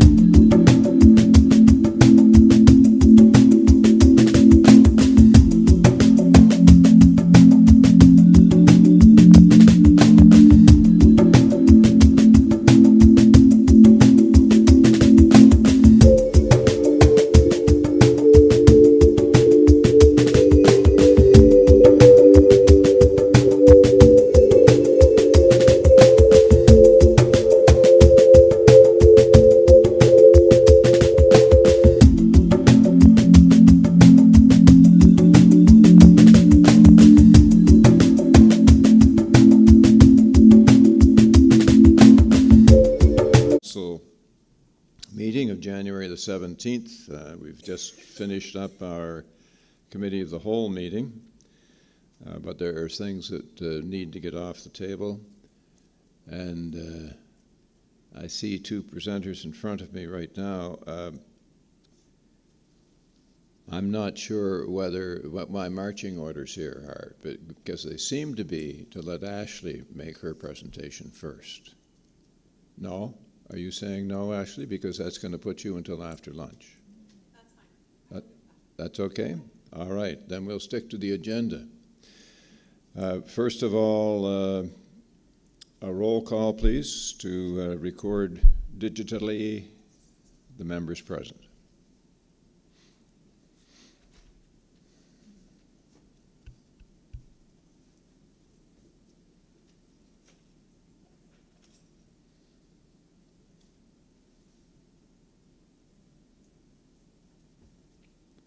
So I'll be with you folks in a minute.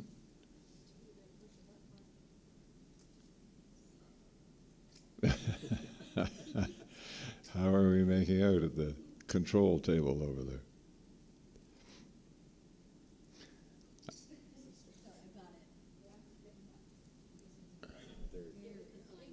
There we are. Now you can record whether or not you're here. If you're not here, please don't.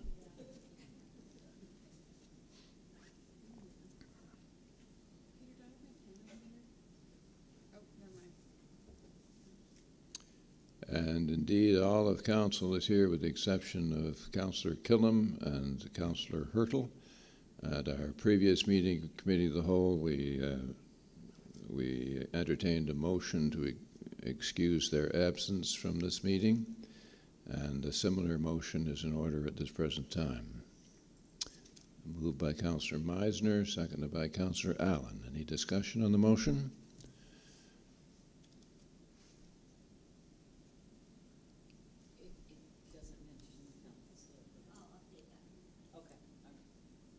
Yes, it's been pointed out that the motion as it's reading presently in front of us doesn't excuse them both, but the motion I've requested is that the motion does excuse them both, and it's been moved and seconded. All those in favor or otherwise, please vote now.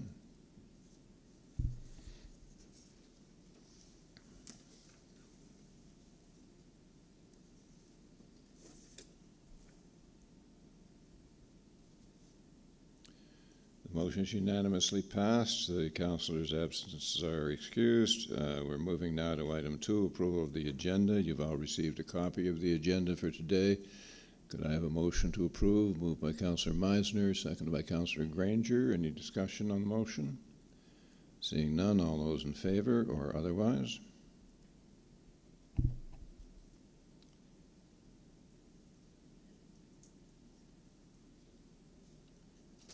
And while we're waiting for the results of that, please consider whether or not there's any business arising that you wish to raise. That motion's passed unanimously. Thank you. Any business arising? Seeing none, item 3, disclosure of interests or conflicts of interest in the event that this approved agenda raises any flags for any individual councillor.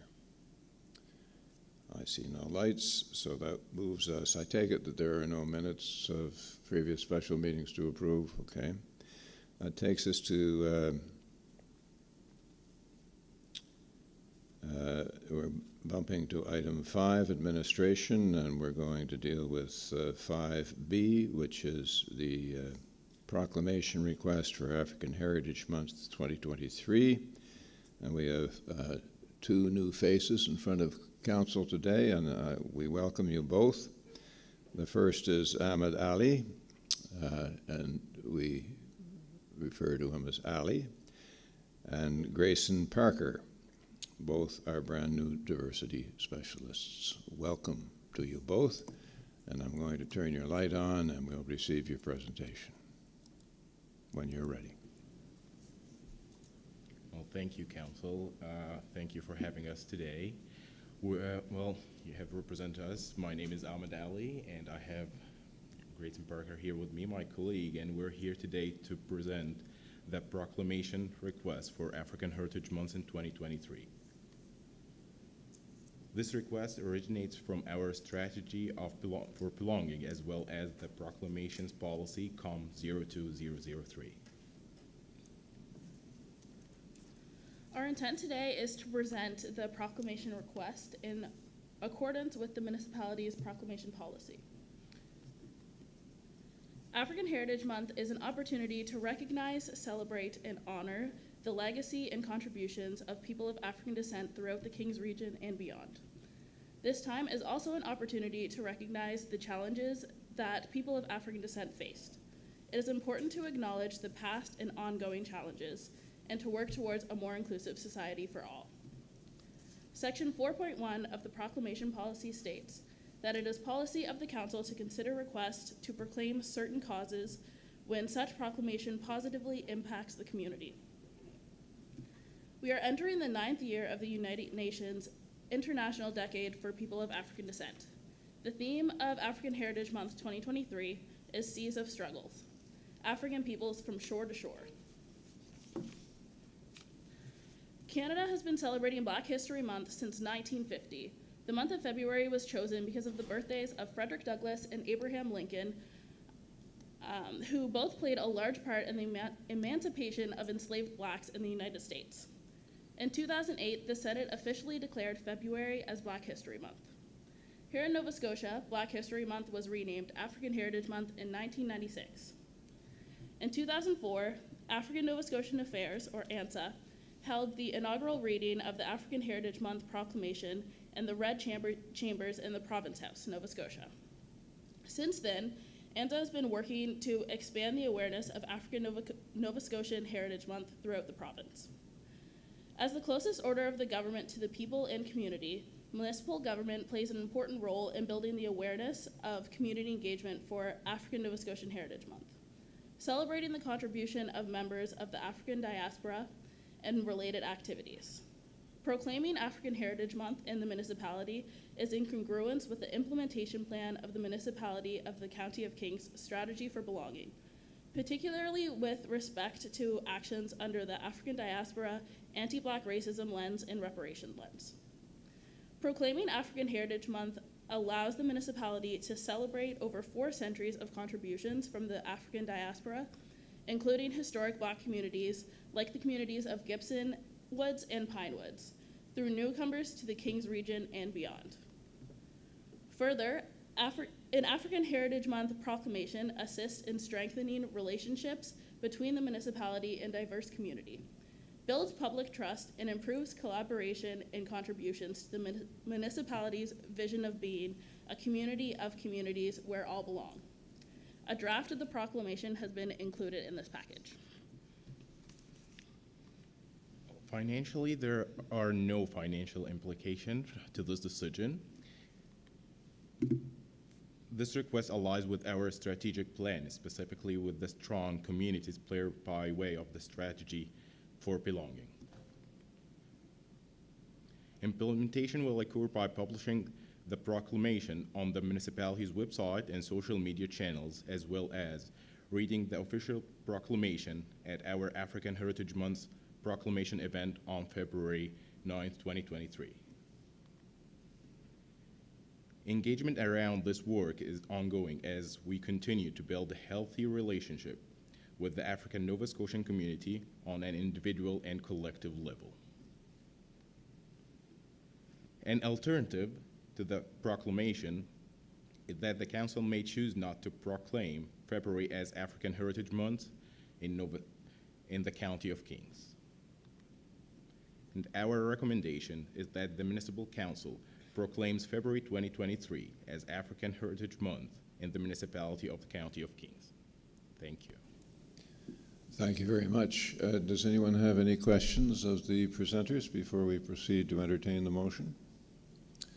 There are no questions. Thank you very much for your presentations.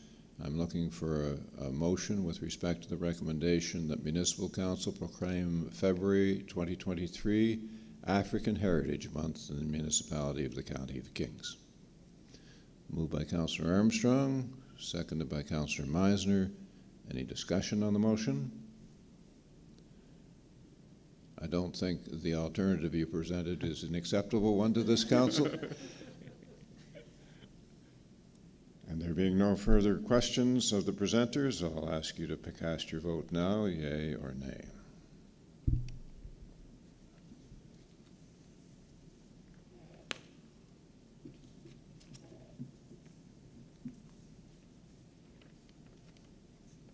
The motion's unanimously passed. Thank you. We look forward to hearing from you again.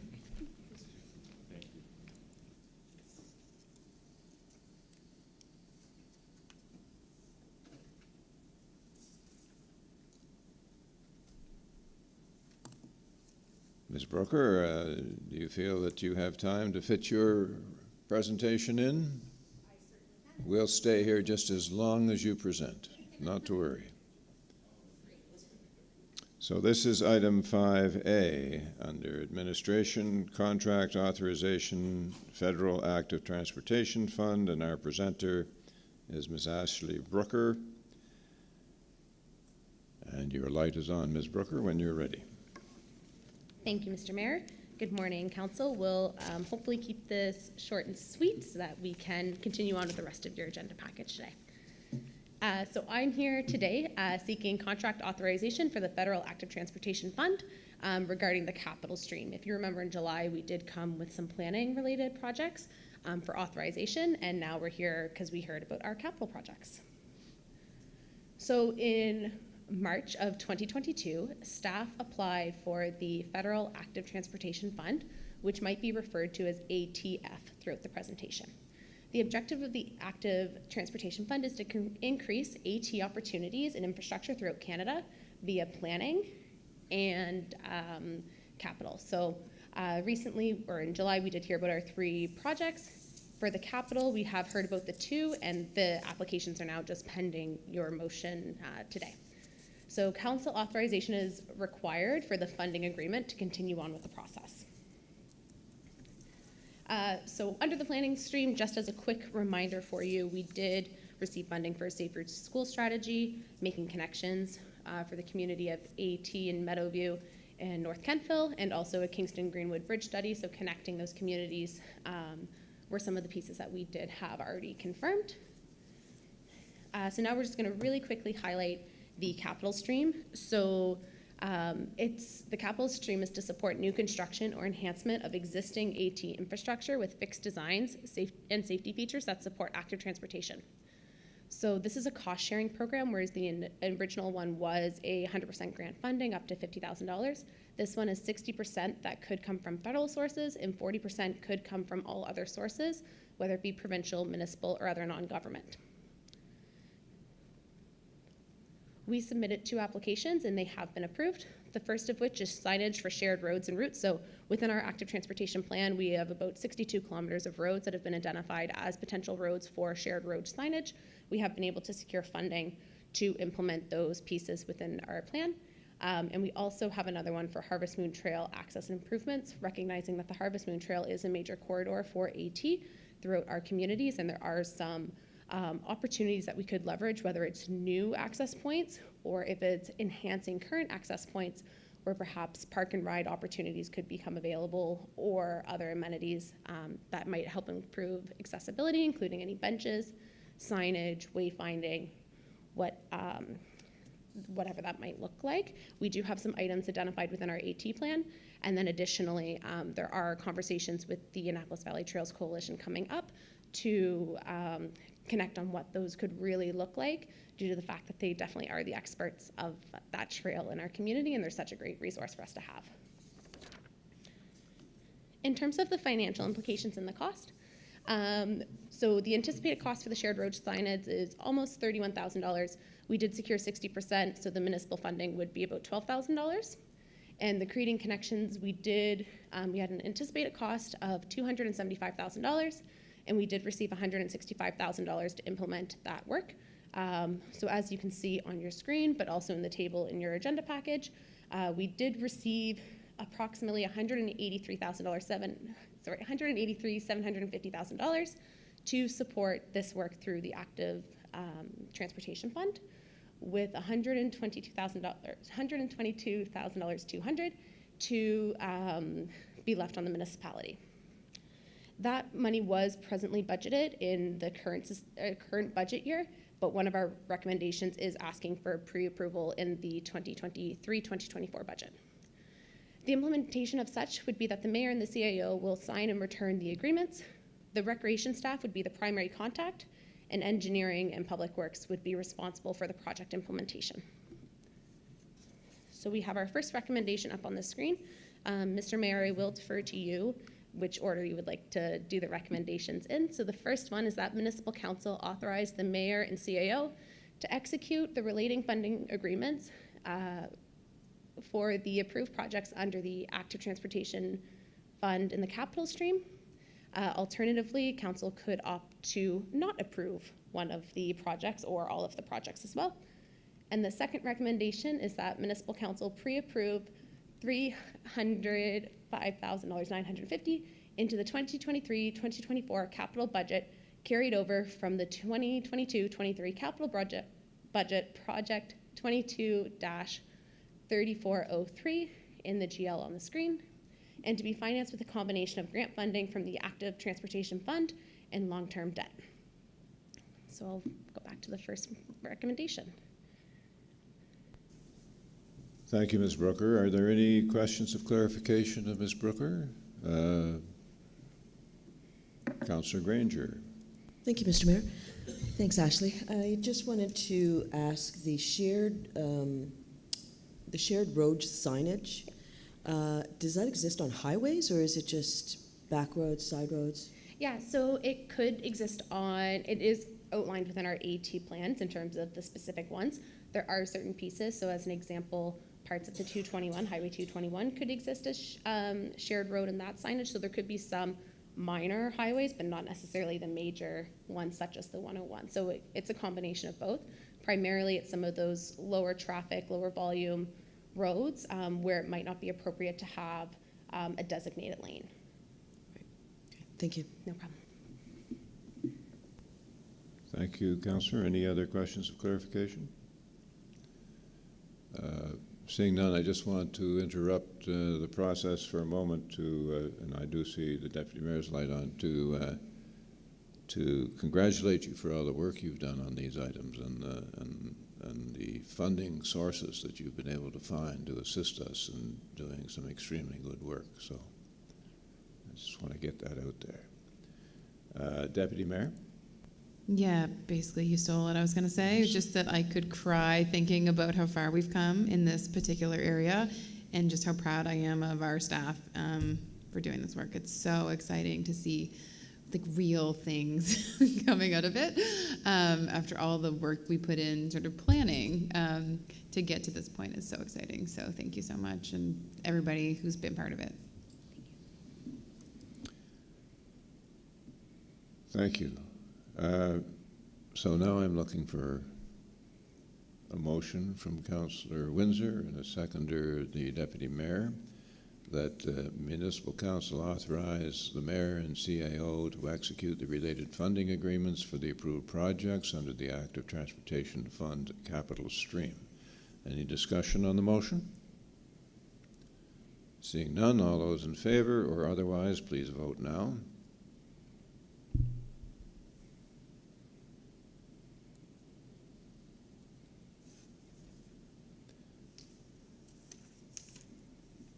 And as the Deputy Mayor explained earlier in the Committee of the Whole, for those people watching online, I'm sure they're still watching us online, Deputy Mayor, that it takes a while for the voting to appear on the screen, so when you hear these little silences, that's what accounts for the silences. And I can tell you now that the screen indicates that has been unanimously passed, given the two absences we have from Council.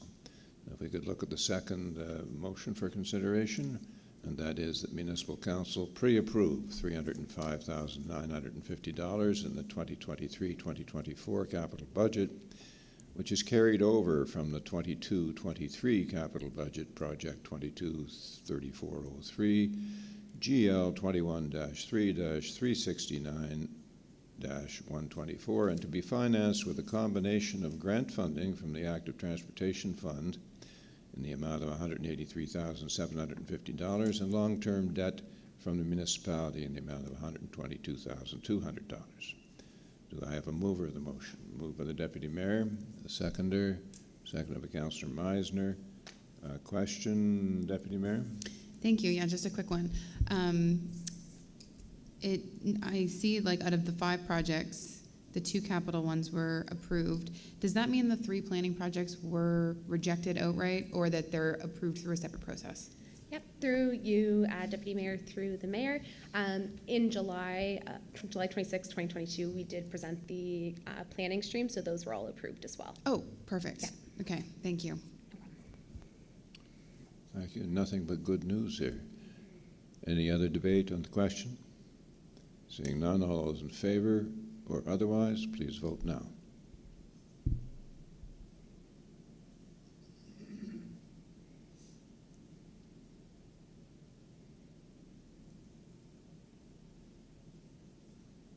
The motion is unanimously passed, and Ms. Brooker, once again, thank you for all your efforts.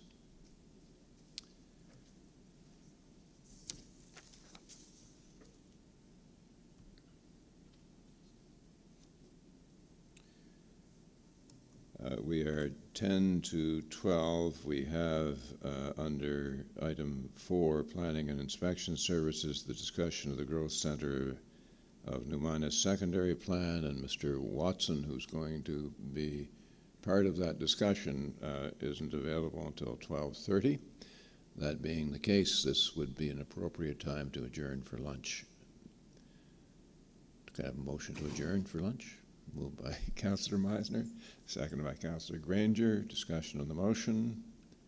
Seeing none, all those in favor, please vote now, or otherwise if you wish to stay.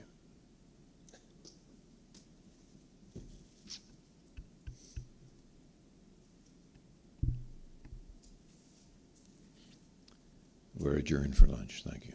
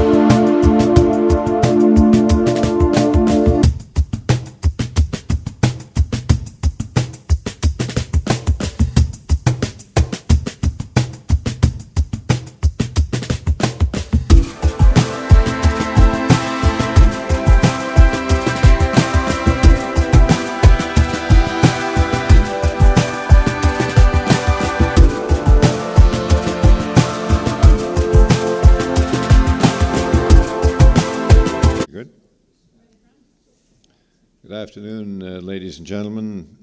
Welcome back to Council after our lunchtime adjournment. A few items left on our agenda. We're going to item 4, Planning and Inspection Services, 4A, Growth Center of New Minas Secondary Plan. Mr. Watson is with us, and if Mr. Watson would like to come forward to the podium, we'll get your light on, Mr. Watson, and you can present from there if you wish. Carry on. All right. Welcome. Thank you, Mr. Chair, and good afternoon, everyone, council, members of council, and staff. I've met many of you, but not all of you yet. My name is Ian Watson, Senior Planner for Upland Planning and Design, and we've been working with the municipality over the past couple of years on Vision New Minas, the growth center for the New Minas, or the growth center of New Minas Secondary Plan.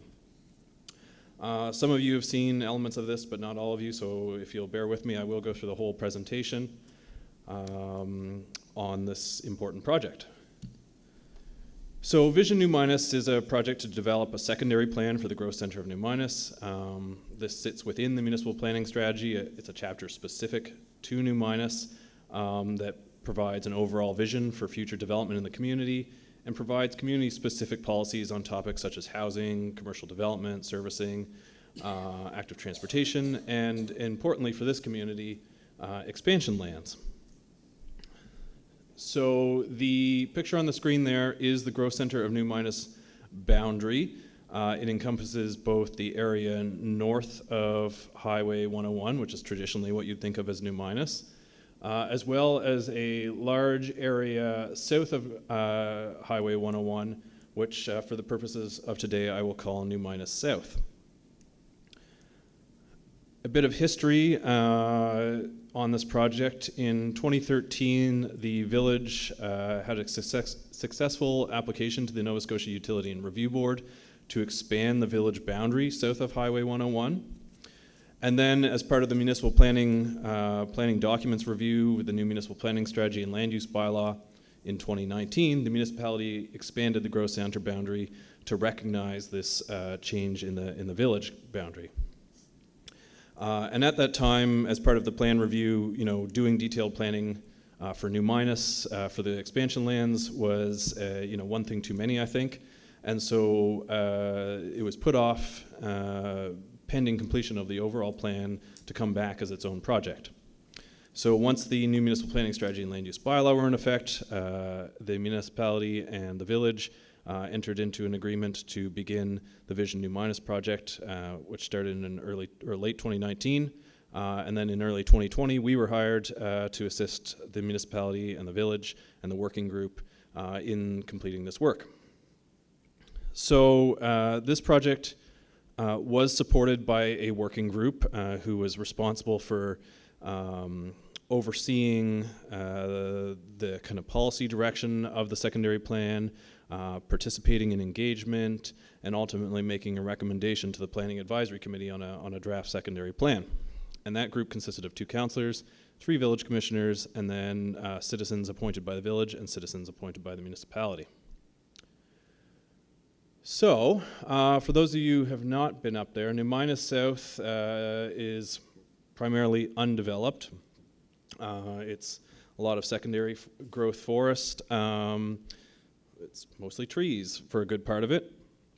There are some old rural roads or rural driveways in there, and some quite stunning areas of forest, I would say. Also, a major, feature of New Minas South is it contains 2 major power line corridors, which you can see on the screen, and then there's a lot of informal recreation that happens up there in terms of ATV trails and hiking trails and that kind of thing that people have informally made. This is a topographic map of New Minas. So the darker colors are lower elevation, the lighter colors are higher.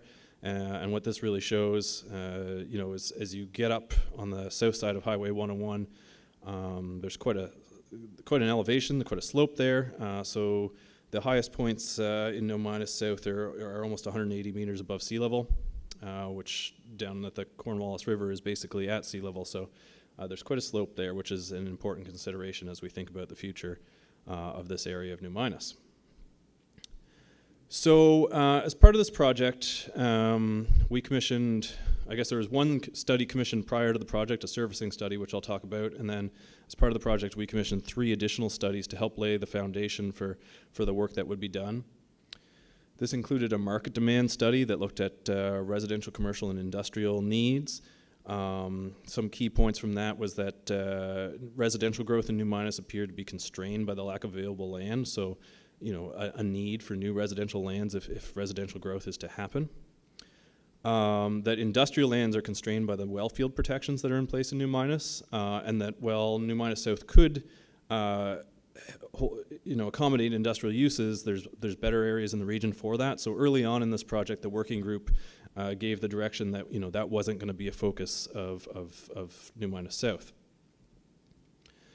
The market demand projected modest needs for office and retail space to primarily accommodate any residential growth that would come as part of New Minas South and to serve that community. As I mentioned, there was also a utility system assessment. This was done prior, but looked at all of New Minas and future potential growth, and found that in general, the utility systems in New Minas are adequate. Certainly there will need to be upgrades as new development happens, but nothing out of the ordinary. Though one of the things that was flagged was, stormwater flow in particular is an issue in New Minas, and as development in New Minas South occurs, it's quite sloped, the soils are shallow, and that will need to be a consideration of any future development there. There was an urban design and active transportation study. Had lots of specific recommendations for building style and setbacks and that kind of thing, but some of the key points I think for today are that it set out 5 high-level objectives: housing diversification, active transportation, convenient active transportation, a walkable commercial street, having a strong identity and pride of place, and protecting natural systems. And finally, there was a transportation study. So for this one, we fed potential, developments in New Minas as a whole and New Minas South into a model that they developed and looked at whether that would cause any undue impacts. Again, nothing that's impossible to accommodate. There will be some needed improvements to intersections, additional lanes added, that kind of thing. None of it's out of the ordinary. Though, and the study did put some numbers towards what it would cost to develop New Minas South. So at the time, I guess this was 2021, it'd be about $27 million plus HST, land engineering and inflation, to develop the collector road network that's proposed for New Minas South. So once we had that foundation, we went out for initial engagement. This was in the early days of COVID. Made things challenging, but we sent flyers to every residential address in New Minas, had an online event, survey, online mapping tool, letters directly to the landowners in New Minas South, and then stakeholder interviews. And this early engagement was kind of like, what are key issues or high-level topics that are important to you? So what came out of that was affordability, both housing and business space, office space, commercial space.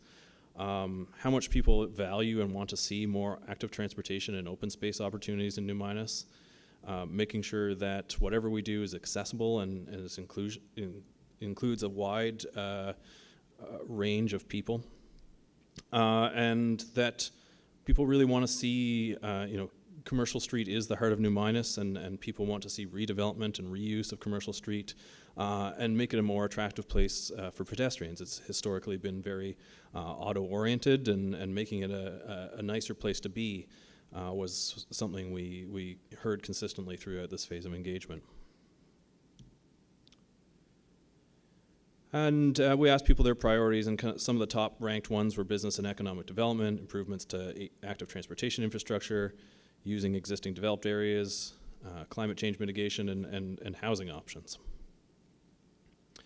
So we took that initial engagement, we took the results of the technical studies and some analysis we did in-house on things like slope and that kind of thing, and developed a summary and scenarios report. So we put 3 conceptual scenarios for development in New Minas, kind of a low, medium, high amount of development.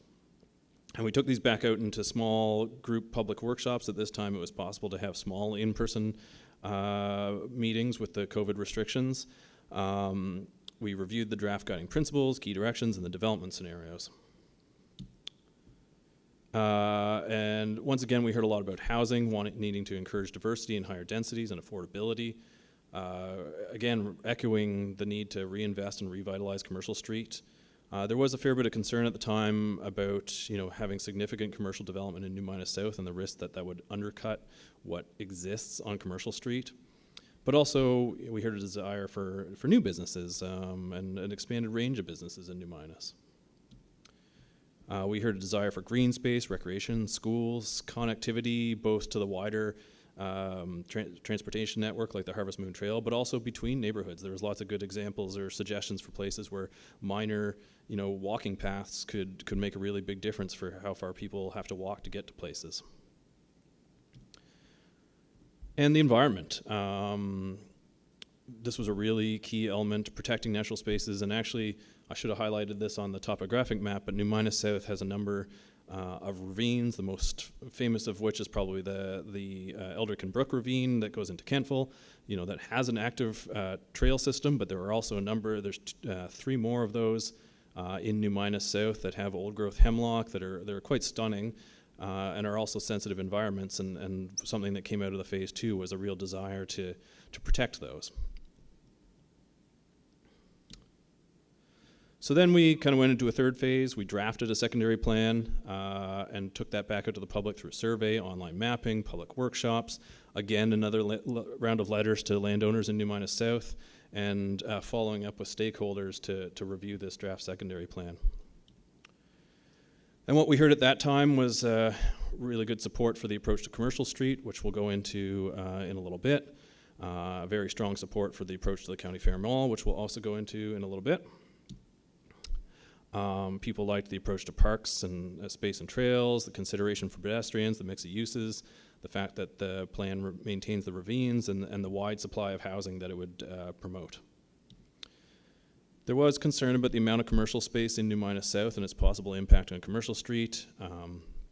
The higher densities, the plan at the time had fairly high density backing onto to the southeast, where there is some semi-rural residential development, so there's concern about that, potential for congestion, and the desire to see more smaller parks. So that's how we kind of got to where we are today. So I'll hit on some of the highlights of the draft secondary plan. The first is that it contains some guiding principles and key directions, and I won't read them all out individually, but the guiding principles are one is a place for people, so making sure we're having amenities and housing that meets a variety of needs and wants within the community. Green living was another guiding principle. Having alternative transportation options, managing stormwater, and protecting those aspects of the natural environment that are particularly valuable. The third was a regional destination with a strong business community, so continuing to support New Minas as the shopping and service center for the valley, particularly through reinvestment along Commercial Street. But also looking at regional facilities and having a space for those. And finally, thoughtful development and sustainable services. Making sure again that we're taking advantage of the assets of the land, and that the development framework that we create is both efficient and logical, and particularly when we talk about infrastructure, making sure that development is sustainable from an infrastructure point of view, financially and environmentally. So, what did this actually end up being? So there's a couple of key policy directions that come out of the secondary plan, and the first is the approach to Commercial Street. As I mentioned in the engagement, One of the key things we heard from people is reinvestment in Commercial Street, doubling down on what one of the major strengths of New Minas is, but also making it a place that's more attractive to pedestrians or even drivers, I suppose, too, making it a place where people want to be. And so there's a couple different pieces of that made their way into the secondary plan to help achieve that and work together to create an environment that's more attractive, more pedestrian friendly, and a place people want to be. So the first is to implement a maximum front yard of 50 feet from the front lot line, and that would apply to one main building on a lot. Basically, the goal there is to have buildings located close to Commercial Street, provide that sense of enclosure, provide kind of a main street feel that again is attractive to people. Tying in with that is a minimum building height of 2 stories, again creating that sense of enclosure and development. Having a minimum ground floor height, so this is on the 4th floor buildings. This creates flexibility for future use. You can change a building from retail to restaurant and accommodate the HVAC requirements, for example, is one case where that often comes up. We increase maximum building heights from 55 feet to 65 feet. So, a couple of years before the pandemic, there's new building code requirements that allow 6-story wood construction. Obviously, wood got really expensive in the last couple of years, and that's kind of hasn't been people's priority, but that may change. And so this aligns with those building code changes. But also recognizing that that extra height has an impact on the street, and again on that feeling of walkability and everything. The counterpoint to that is implementing a step back for the upper floors to reduce the perceived height of the development, and I'll illustrate that in a second.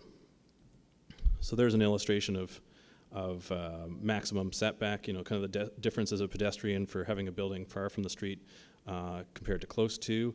And again, I want to emphasize that this is from property lines, not from the edge of the pavement. So things like sidewalks and plantings and snow removal and all of that happens within the municipal road right-of-way, or within the road right-of-way, which is very often, and particularly in the case of Commercial Street, is actually quite a bit wider than the asphalt surface that you'd think of as the edge of the road. Here's another illustration. This is the maximum height and step back. So this is the current 55 feet on the left. And then on the right, we've added an extra story, but you have that step back above the 3rd floor. And so what that does is, it removes or it reduces the perceived height of the building when you're standing at ground level. So another key policy direction in the secondary plan is the County Fair Mall. This is a really crucial site, I think, within the community. It's a very large site. It occupies a very prominent corner. And the mall itself, I don't think is any secret, is in transition. The future of the traditional enclosed malls is not what it was, and we fully expect to see some redevelopment of that site in the future. So there is a site-specific policy for the County Fair Mall that puts the site in the C6 zone and requires redevelopment by development agreement. This is a major site with a prominent corner. We want to see this done right and done well. So there are a couple of pieces in there that would be required as part of any of that redevelopment. One is to have protected or grade-separated pedestrian connections through the site, and another is to have a high standard of landscape design and urban design, and having that street wall, that those buildings close to the street, to provide that more Main Street feel within New Minas that people said they wanted. The draft that was heard by PAC, for those of you who are on PAC, did include a provision for daylighting or unburying a portion of the stream that actually runs under the current mall site. Upon review, the CAO requested that was removed. The concern being, just focusing on a portion of the stream over the whole length of it, concern that we're focusing on just one part, and that's fair. So the draft that is before us today has that piece removed. Now, understanding that the development agreement process, is a process and is a little more onerous than just allowing development, The flip side of all of this is that through the development agreement process, as a bit of the carrot side of the equation, the policy enables high-density, mixed-use development on the site. You know, this is a major site and a real prime opportunity here, and so there's an incentive there on the developer side to have that, to allow those development rights to incentivize going through any such process like the development agreement. So of course the other major piece of the secondary plan is New Minas South. So it's quite a large area of land. It's undeveloped. There are no services no infrastructure at this time. So you know, one of the biggest things that's going to be a challenge in developing New Minas South is implementing appropriate services, particularly stormwater management. So the way we've dealt with this is by creating a comprehensive development district in New Minas South and requiring development to go via development agreement. And we've broken the different areas in New Minas South into phases, which I'll show on a map in a second. And the idea is that each phase would be done, planned comprehensively by development agreement with the involvement of landowners representing at least 75% of the land area in that phase. So what this enables is primarily comprehensive infrastructure planning, particularly with something like stormwater on a sloped site like this. All the stormwater that's happening at the top of the hill is ending up at the bottom of the hill down by Highway 101. So, you know, any of those landowners down by Highway 101 are primarily going to be the spot where any sort of retention ponds or similar stormwater infrastructure is located to the benefit of those property owners up the hill. So we want to see that done cohesively. We want to see that planned in a way that it works out for everyone in that phase. So that is kind of the key driving piece behind that approach. We've created an urban structure map, which I'll show in a second, that kind of lays out broad land use categories for the different areas of land to give guidance to that development agreement. And like I say, as part of that process, comprehensive servicing plans and stormwater management would be required. Also within the draft, in the secondary plan, there's a road network map that we'd expect the proposals to roughly comply with. We'd want to see a high level of connectivity. You know, we want this to be a neighborhood where people can walk and bike and where people aren't necessarily isolated. There's an active transportation connections map that, again, we'd want to see proposals approximately align with. And then I'll show on a map in a second, there are some major proposed parks that would be expected to be established as part of any development proposal. And I should have updated this, says the village, but really any applicable authority will be consulted to establish any infrastructure needs. So, you know, the village has indicated a need for a new water tower, so as part of any development agreement, we'd be looking to check in with them or any of the municipality's engineers or even the province for any infrastructure needs that need to be accommodated. And going back to that key piece about financial sustainability, wanting to make sure that infrastructure costs are being paid by the development, so that's or other sources of funding. So that is one of the key policies in this development agreement policy. So here's the urban structure map that's part of the secondary plan. There's 3 phases, west, central, and east. Those dark green areas are the ravines. So they'd be set aside as open space for environmental and recreation purposes. And they're really the natural dividing lines between each phase. When you think about stormwater management or sewer management or whatever, those are very, very natural breaks, and also, you know, just from a neighborhood perception point of view. So those are the dividing lines of the phases.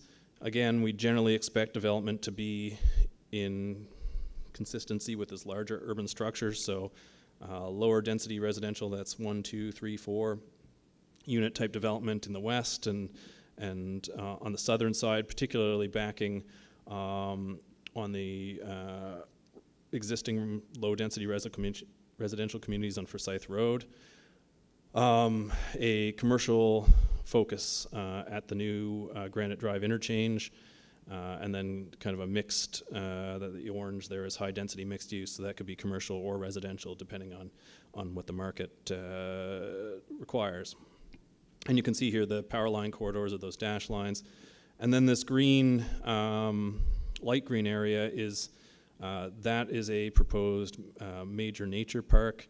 That's at the peak of the hill. It's got incredible views. It's also some of the most beautiful forest up there. And we heard how much people want to see nature-based recreation in New Minas South. So there's a real opportunity there for a incredible regional park, I think. And so as part of any redevelopment, we'd expect to see that be part of the negotiations. The other major park is here at the Granite Drive interchange, and that actually has incredible views right down into New Minas. So that is proposed as kind of a view park, as a potential stopping area to draw people off the highway, and it's kind of a gateway to New Minas South. As I mentioned, there's an active transportation map. This was fed by engagement as part of the draft, and also at the same time we were doing this, you as a municipality were going through the wider municipal active transportation study. So this includes some of those regional connections that come out of the AT study, and also neighborhood scale connections that are more specific to New Minas and didn't show up in that municipality wide plan. So some of them are like tiny little connections between neighborhoods. Here's one there that really shorten distances for people. And so the idea of this map is that some of this would happen as investment on the village and potentially the municipality's part, and some of it is guidance for particularly New Minas South as new development happens. This is where we want to see those development plans really focus. We want to make sure these connections happen, and anybody who's proposing development down there needs to have regard for this map. Similarly, there's the road concept map. Again, the specifics of this will change a little bit as detailed design happens, but in general, we want to see any major development, the collector roads, align with that. Finally, in the secondary plan, there's kind of two other policy topics. One is active transportation. As I mentioned, there's the AT map that we want to see happen both through municipal and development investment. There's a requirement for bicycle parking, similar to automobile parking requirements, for major commercial uses for a couple of bike parking spaces. That's a growing need in this province. And then requiring sidewalks on both sides of new roads in New Minas was another major active transportation component. And finally is well fields. So New Minas gets its water from groundwater, drilled wells. There are a number of restrictions on land uses that come with those wells. And one of the ones that is in there that's caused problems in the past is a development agreement requirement for multi-unit dwellings. The thinking being, traditionally, you might have had a large fuel oil facility to heat the boiler or to fuel the boiler for multi-unit dwelling. That's changed over time as heat pumps have become more popular. So we felt comfortable removing that requirement for a development agreement within Wellfields B. This was a major restriction in the past on any sort of residential redevelopment along Commercial Street. So that's a major policy change that should help ease residential development in the core of New Minas. We did hear from people in the engagement on wanting to change other aspects of the wellfield restrictions. However, we don't have the professional expertise to do that, to make a call on how things have changed in regards to gas stations or car washes or that kind of thing. But we did put policy support in the draft for potential updates to the wellfield restrictions in the future once the village undertakes an updated source water protection plan, hires the appropriate professionals who can make a call on whether technologies have changed sufficiently for other land uses to ease the restrictions. And finally, as part of this process, there was opportunities for a couple of tweaks to zoning. In a couple places, we changed the boundary of the growth center to better align. There's a small stream there. Also, it's not shown on this map is the Highbury campground was brought into the growth center at the owner's requests. There's a couple of industrial properties that are currently undeveloped and restricted from any sort of most forms of industrial development by the wellfield requirements. So we've moved them over to residential to allow those lands to be used for something else. And similarly, some institutional properties that were used can now be used for residential. So we've, through this process, applied appropriate zoning. So, so this ultimately is a change to both the municipal planning strategy and the land use bylaw. So, you know, there is no, normally when you're doing like a rezoning or whatever, you're looking at the plan, the municipal planning strategy to say, is this appropriate? In this case, we're changing the plan itself. However, we still want the plan to be internally consistent and all make sense together as a big package. So we took a look at the kind of key guiding principles of the municipal planning strategy to make sure that this aligns. So there's key guiding principles for settlement, agriculture, rural natural areas, transportation. A lot of them don't apply because they're, you know, rural in nature. But things like settlement, again, promoting development within the boundaries of the existing growth center. We are enabling a range of housing options, ensuring efficient servicing for any new development. In terms of healthy communities, encouraging a range of housing, continuing to protect the drinking water supply. At the end of the day, you know, looking at the overall plan, staff feels that this is pretty in keeping with what the overall thrust of the current municipal planning strategy is. Similarly, in Nova Scotia, we have statements of provincial interest, and municipal planning strategies are required to comply with these statements of provincial interest. There are 5 that apply outside of HRM: drinking water, flood risk areas, agricultural land, infrastructure, and housing. And it is staff's view that we continue to apply, we do comply with these statements of provincial interest. We continue to protect drinking water. New Minas is not within a designated flood risk area. There's no agricultural lands in the study area.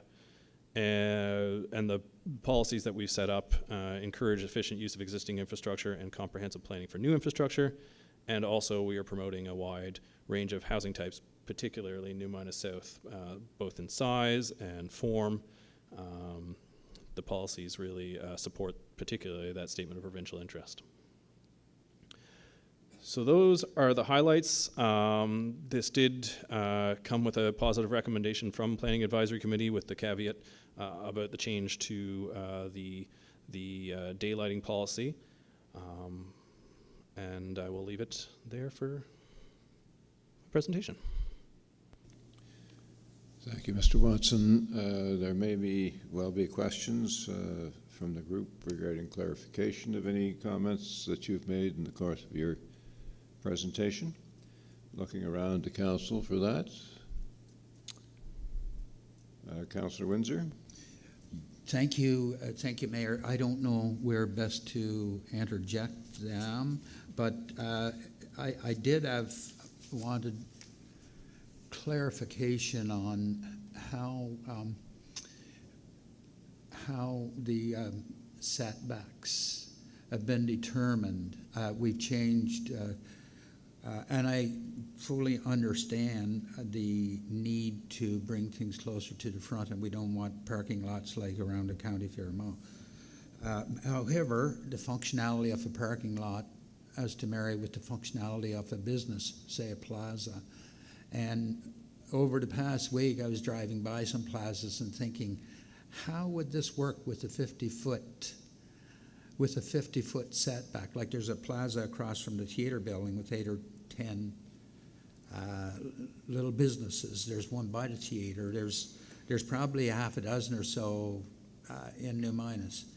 How would that work with a 50-foot setback where you've got a parking lot out front? Now they park and people can wander to the various businesses per their need. Mr. Watson? Yeah, thank you, Mr. Chair, and through you to the councillor. Yeah, that's a great question.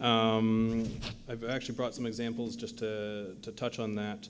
So the 50 feet that's in the current draft, that's the initial proposal, I think, was 30, and through the working group, we determined that that wasn't enough. I spoke with my landscape architecture colleague to settle on the 50, and basically what that allows is, kind of a couple of different configurations: double loaded parking with a one-way traffic in between, or single loaded with two-way, or you can get a little walkway in front of the building with that. That 50 allows that parking in front, but not an excessive amount of it. And it's a good question: how do you deal with that if you're a business who has more needs than just a thin strip of parking in front? And there's a couple ways they do this, and we also work on the private side sometimes, and our landscape architect works with clients like this. One is to put parking down the side like this. Some of the parking's in front, some's down the side. Or certain businesses like the McDonald's in New Minas, if you're a drive-through business, it actually works quite well to have it all down the side because the drive-through wraps around that way. The picture on the right's the Shoppers Drug Mart in Antigonish. Again, that takes the approach of having the parking on the side and having the main entrance turn sideways, but still the building's close to the street and provides that walkability. Other options that businesses often take now, here's a case. This is the Staples in Woodlawn in Dartmouth, and actually, what's happened here is they have a second building on the lot. So the requirement in the draft changes to the land use bylaw for that maximum of setback apply to one building on the lot. So you could have a secondary building, another building that meets that 50 feet close to the street if you really wanted to, and then have another business further back. You can go really extreme. I don't expect to see this in New Minas necessarily, but this is the Canadian Tire on Quinpool Road in Halifax. They do have all the parking in the back and actually have two entrances. One comes in here and one out here, and they're internally connected. That's certainly an option. I don't expect to see that here necessarily. The other option I think of is like the Greenwood Mall is actually L-shaped, and so the part of the building meets that 50 feet, meets that intent. And that's what I would expect for something like a strip mall to do, would be to, if we see them in the future, is have a portion of it meet the road, the setback, and then the remainder of it, if they need to, could be further back. So yeah, I guess when I was looking at it, I had a picture attached to an email I sent. I saw no way that the traffic sitting in that parking lot at that time, and I think you referred to more individual businesses here, but a plaza that could be 400 feet long, 500 feet long, with a whole bunch of businesses. I saw no way how that could be accommodated. Well, that's perhaps argumentative with the presenter instead of inquiring for clarification. But my question was about a plaza, not about a singular business. Well, then that's the clarification. Do you have? And if I might, we're just changing the zoning to allow, which I think is a great change, to allow high density. We're going to have a plaza, and Sam Cadre as the one. And if you feel that this is more for debate, Mayor, do let me know. I'm letting you know. It is more for debate, unless you've got questions of Well, clarification on what has been there presented. is a particular question there. So with a product like Sam Cadre's building, and we've zoned so that there can be others, there would be commercial on the ground floor, residential 4 or 5 stories above. So we've got two clients. We've got customers that are shopping, very mobile, and we've got residents who would want their parking secure and wouldn't want customers flowing through. How would you see that happen, where you've got a significant plaza and then the second client, the residents? Is that a question that you're prepared to entertain, or this is my response would be that's in the developer's Yes, bucket, but you go ahead. Yeah, certainly, Mr. Chair. I can't speak to how every developer would do it, but certainly the ones that we work with, what you would traditionally do in that circumstance, the commercial floor area in that type of building is going to be limited. You don't typically, you're not building residential towers on top of a Staples. It's smaller footprints with lower customer demand. What I would typically see with my clients would be the commercial parking in front within that maximum setback, a double row of parking that meets their needs. And then the residential parking would be separate from that, either contained within the building or in the new Minas context where land prices are low and sizes are large. You would probably have a residential parking lot in the rear separate from that front commercial lot is how I would typically see it done. Yeah, thank you. Thank you, and I guess that was my point, is that, anyway, I'll leave it thank you. for debate. Any other questions of clarification of the presenter? Seeing none, then I thank you very much, Mr. Weston, for your presentation, and we'll look to planning to come up with the motions associated with the presentation. You're pointing at the chair of PAC, are you? She says, no, you're not.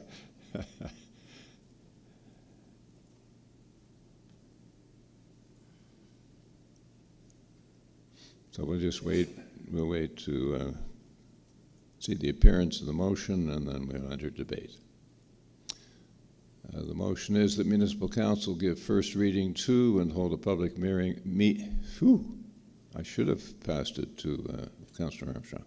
That Municipal Council give first reading to and hear a public hearing regarding amendments to the Municipal Planning Strategy and Land Use Bylaw to institute the Growth Center of New Minas Secondary Plan as attached to the report of Council dated January 17th, 2023. Do I have a mover of the motion? Moved by Councillor Armstrong, seconded by the Deputy Mayor. Discussion on the motion. Councillor Windsor. Thank you, Mayor. And I'm really, really happy to see this get to this point after the prolonged journey. There's a lot of good work here. I'm really proud of a lot of the things that's in here. Really proud of the approach to the environmental safeguarding. Really happy to see the high density zoning change to allow for a concentration and shoppers shopping and residential happening in the same place. Really happy to see this notion of connectivity and a walkable community. I was also pleased when it came through, Pat, to see the changes that was made, one dealing with the bonusing, and then the second one dealing with the daylighting. Those were significant issues. That was concerns throughout. What was a concern throughout as well, throughout the debate and in the engagement, was the setback. And at the last meeting of April the 4th, when the secondary plan was reviewed. Meeting of whom? The working group. I see, okay. Yeah, the note in the minutes from that meeting was the working group reviewed the draft secondary plan, public feedback on each topic, and additional context information as needed, e.g. daylighting, and that got dealt with. And then there were concerns that requiring the maximum front setback would cause the rear of buildings to face the street, would cause issues with snow removal along public sideways, would eliminate space for landscaping, would cause safety issues with people exiting the building right into drive aisles. This was an issue throughout. It was, and it was one of those that was supposedly to be considered by PAC. We never did. But the concern is still there. The concern with a minimum or a maximum of 50 feet, and there's two scenarios. A parking lot has got to, I'm from the airport, so I know that taxiways and aprons and runways got to function with the functionality of a building. Well, similarly here, a business has got to function in harmony with a parking lot and vice versa. And so the notion throughout was, well, we will have parking at the back. So if you think about the functionality of a business, does that mean that a small business has got to have an exit at the back and an exit at the front and counters and security and all of those things? We're in an era of fast courier delivery. It's common. So do we have and particularly the fire chief was concerned about that.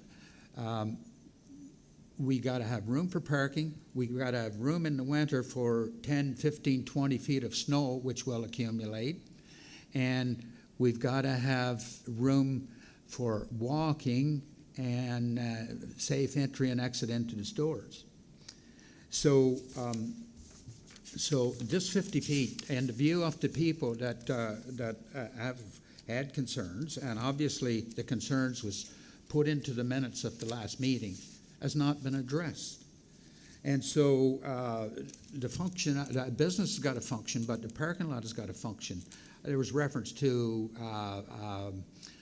the aesthetics. The aesthetics should come after that. Talking to a person who's in landscaping does not deal with the functionality. But there was comments, I sent an email with concerns. There was one from Jim Redmond just recently, one from 3 commissioners, Mary Monroe. These are not submitted to council, I presume.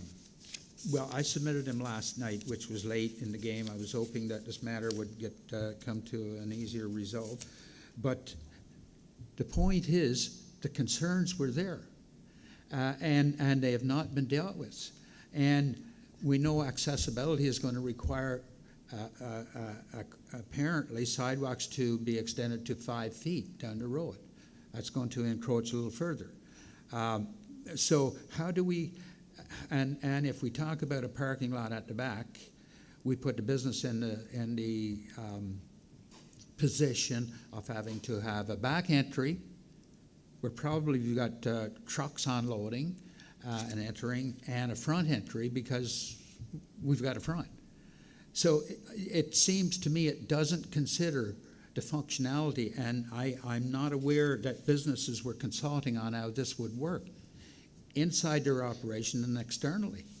To me, we're sticking hard on a point where if we agree to something reasonable, we're still going to achieve what we want to achieve.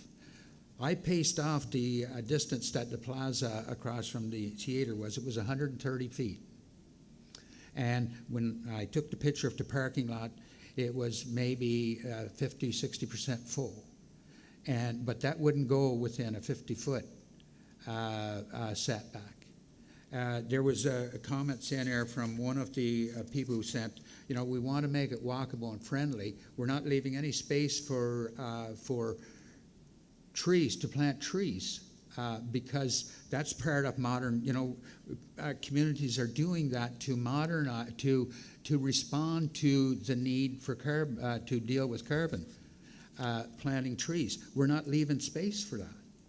So, I would ask the question, and I'm not covering all of the items that was mentioned there, if we extended that to 150 feet or something where we say, yeah, that's reasonable for a plaza, which is what we want. And then when we get to a plaza where there's 4 stories of residents above, they want to be able to park with the comfort that we're private, not there's a flow of public traffic through. So my question, what would be wrong and how would we negatively impact this if we change this to some reasonable number? I suggested 140 based on that one being 130, but it could be a bit less. And then we're changing the minimum to 20. That's probably the distance between me and you, Mr. Speaker. And so you consider courier truck at the front, you consider somebody trying to park, you consider snow in the winter. Does that seem, and we're reducing that from 40. Does that seem reasonable? So what I'm talking about is the functionality, which is, that's the first thing you do when you design. What has to function, and how does it function, and how does it integrate? Now let's design. It seems that we're putting a design there without any consideration for the functionality. And we haven't responded to the concerns that was through the working group process and public engagement, and one of the emails there points out this being presented at a public engagement thing, and we're still standing by, and it was somebody from the business community, but we're still standing by a footage that doesn't seem practical or functional. So I'd like to, and we put it out now and it goes into the public. People that have exhausted themselves or made their submissions are not going to come back. It's an issue, if anything, that should have been explored significantly at the front end with businesses, functionality. So I would like to make a motion that we change that, I'll say, to the maximum setback to 130 feet and the minimum back to 40. And if I had a seconder of that, that would be my motion. Because I'm really concerned that when this goes out, people have said what they need to say, and we're going to end up with a dysfunctional municipal plan. Okay, Councillor, my fear is that if you were to make that motion now, that you might not receive a seconder, or it might not, you might not have had the opportunity to hear other representations. People have heard your representations on the matter. I'd like to hear debate on the main motion, and then I'll undertake to come back to you to entertain your amendment, if you wish. Does the main motion not say that it goes as is, or it says as attached to the report to council? Yes, well, you've made a speech to convince the people present that you would not vote for this motion in its present form and that you would like to amend it. Others would have the opportunity to make their speeches with respect to whether they find this acceptable or whether they would vote against it in the same fashion. And in any event, I undertake to come back to you if you still wish to put forward your amendment. Thank you. Does anyone else wish to speak on the motion as presented?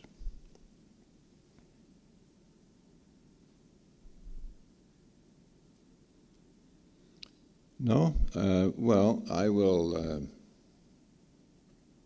say that I've made a couple of notes as we've gone through the issues of that I had before hearing the presentation related to things like stormwater management, given the rather extreme height of the area that's being developed.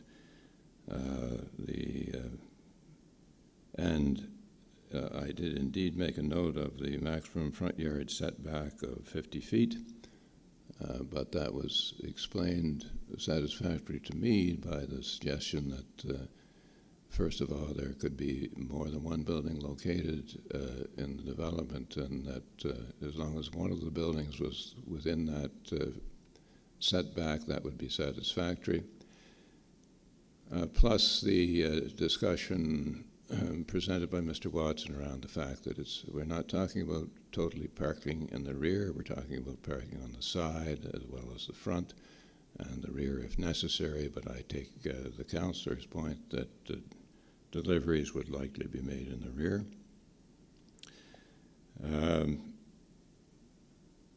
C6 for the County Fair Mall site seemed to me to be a reasonable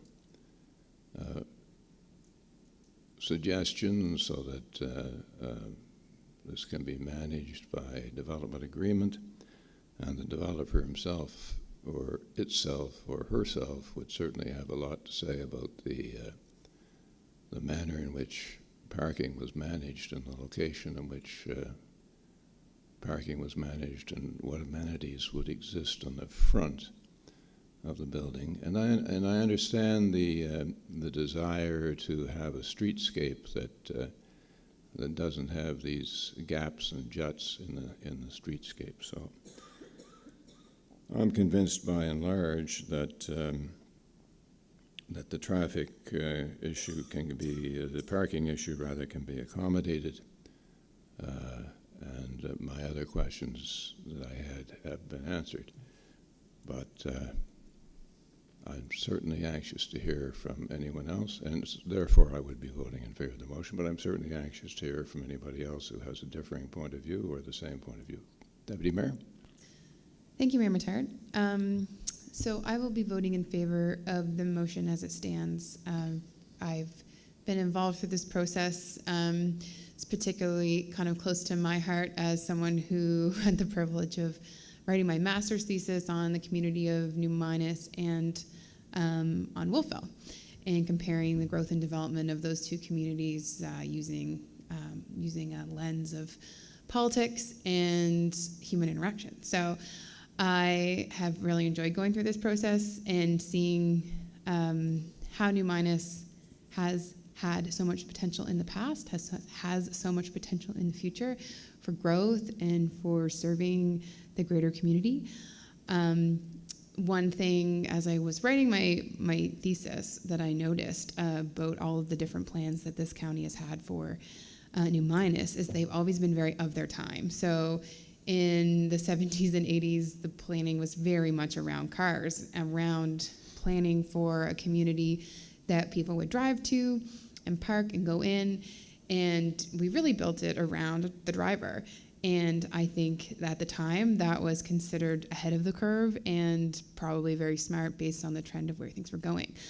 I think this particular document we have in front of us is also of its time, which is that now we're shifting away from that way of the way of living our lives, I guess. We still obviously require cars, but we consider things beyond just parking and how quickly we can get from point A to point B. And I think that this document does an excellent job at considering the multitude of factors that goes into a community, which is what New Minas is as well as a business district. It's a community, it's a home, it's got history, and I think this document does a really great job of respecting all of the different facets of New Minas without a singular focus on the one thing that maybe sticks out in people's mind, which is its business community.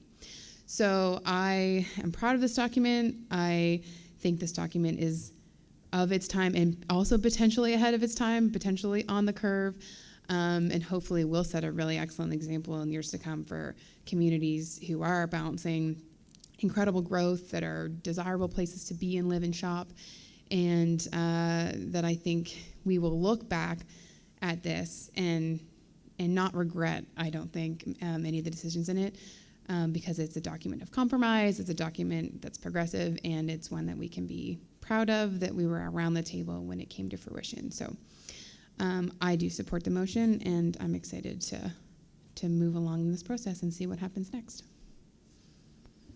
Thank you, Deputy Mayor. Any other councillor wishes to speak on the motion? I would just add one other point to my earlier comments, and that is that we know that the process has involved a great amount of time, a great amount of study, a great amount of input from our planners and from the working group committee and from consultations with stakeholders. I have not heard from anywhere that any stakeholder, and perhaps I'm taking a leap in thinking that stakeholders would have included those businesses that are already in New Minas and folks who might be intending to develop in New Minas, that the setback that as proposed was a problem. If that's not the case, I'd really like to be educated on that. And it's really it's the builders, it's the building community, it's the development community that that should be concerned about inadequate setbacks. That's all I had to say on the issue. No other councillor? Then I'll go back to Councillor Windsor. Councillor Windsor, for your amendment. Thank you. I would move that we change the minimum or the maximum setback from 50 feet to 130 feet, and the minimum from 20 to 40. And I'd like to speak to that motion if I get a seconder. Okay, thank you. Do we have a seconder for the motion? Second time. Is there a seconder for the motion? Sorry, Councillor Windsor, the motion fails for lack of a seconder. Could I speak to the motion on the board then? Yes. Yeah. Thank you. I'm sorry, I turned your light off. Just wait. There you go. Thank you. Thank you, Mayor. I will be supporting the motion on the board because we have to move forward. I appreciate the views of everyone. The views that I was trying to represent is not my views. I went through a long and arduous process, and as the notes from the last meeting shows, this was an unresolved issue. And I was trying to bring it to a resolve that I feel would satisfy. I think the consultant gave hint to an opening here, in that, which is kind of, okay, we'll take it, I guess. If you turn your building and you put a hin within 50 feet, then you could build back and build across and end up with the same result. So, you know, with that there, I figure that folks can make it work, because that's what it was saying, is that the building, and if it's continuous building, you put one end, which is the way the plaza is, where a dollar store is. That corner comes out, it's probably 50 feet. Then it goes back 150 or so, and then it goes across. So it seems to me that what we're saying, or what the consultant was saying, so you can do it that way, and you're okay. Which, what we've gained, I don't know, but anyway, the developers will figure that out and do it that way. But I really was concerned about a lot of aspects, and there was accessibility and safety. You know, if you've got to use the back parking lot and all those things, I have a lot of concerns still, and we could do a better job there in setting out more reasonable parameters. Yes, they have to develop and make it work, but we set a framework. And if our framework constrains our business functions, then that's not positive. But I will support the motion. Thank you, Councillor. No other debate on the motion? Then we'll go to the question. All those in favour or otherwise of the motion as it is on the screen, that Municipal Council give first reading to and hold a public hearing regarding amendments to the Municipal Planning Strategy and Land Use Bylaw to institute the Growth Centre of New Minas Secondary Plan, as attached to the report to Council dated January 17th, 23. If you're ready to vote, would you please vote now?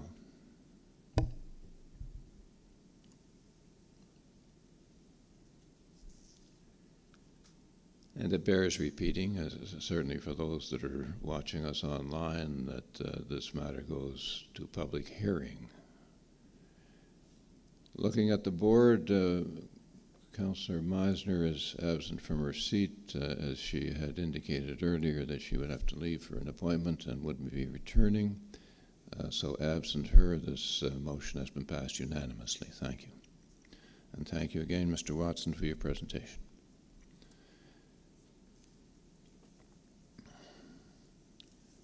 So that deals with items 1 to 5 and takes us to item 6, which is other business. Is there any other business to come before this meeting? No other business? I'm sorry, Councillor. On a matter, we had, I think at our last council meeting, had passed a motion with respect to a letter from yourself to the Minister of Public Works related to the transportation or a traffic study in Greenwich. Has that letter been sent? I'm sorry, Councillor, I have to get back to you on that. I honestly can't recall. Thank you. But I am aware of it. Thank you. And if you and I can touch base after this meeting, I can let you know, and I'll see the rest of the council. I can let them know by email. Thank you. Thank you for raising it. Is there any other business to come before the meeting? Seeing none, I'm open to a motion for adjournment. Moved by Councillor, you know what I was going to say? Councillor Watson is what I was going to say. Councillor Armstrong. Seconded by Councillor Granger.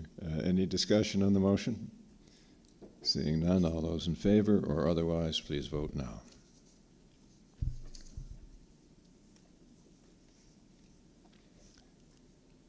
I see that discussion. Councillor Armstrong must have gone back to our noontime luncheon discussion. The motion's passed unanimously, and we are adjourned. Thank you.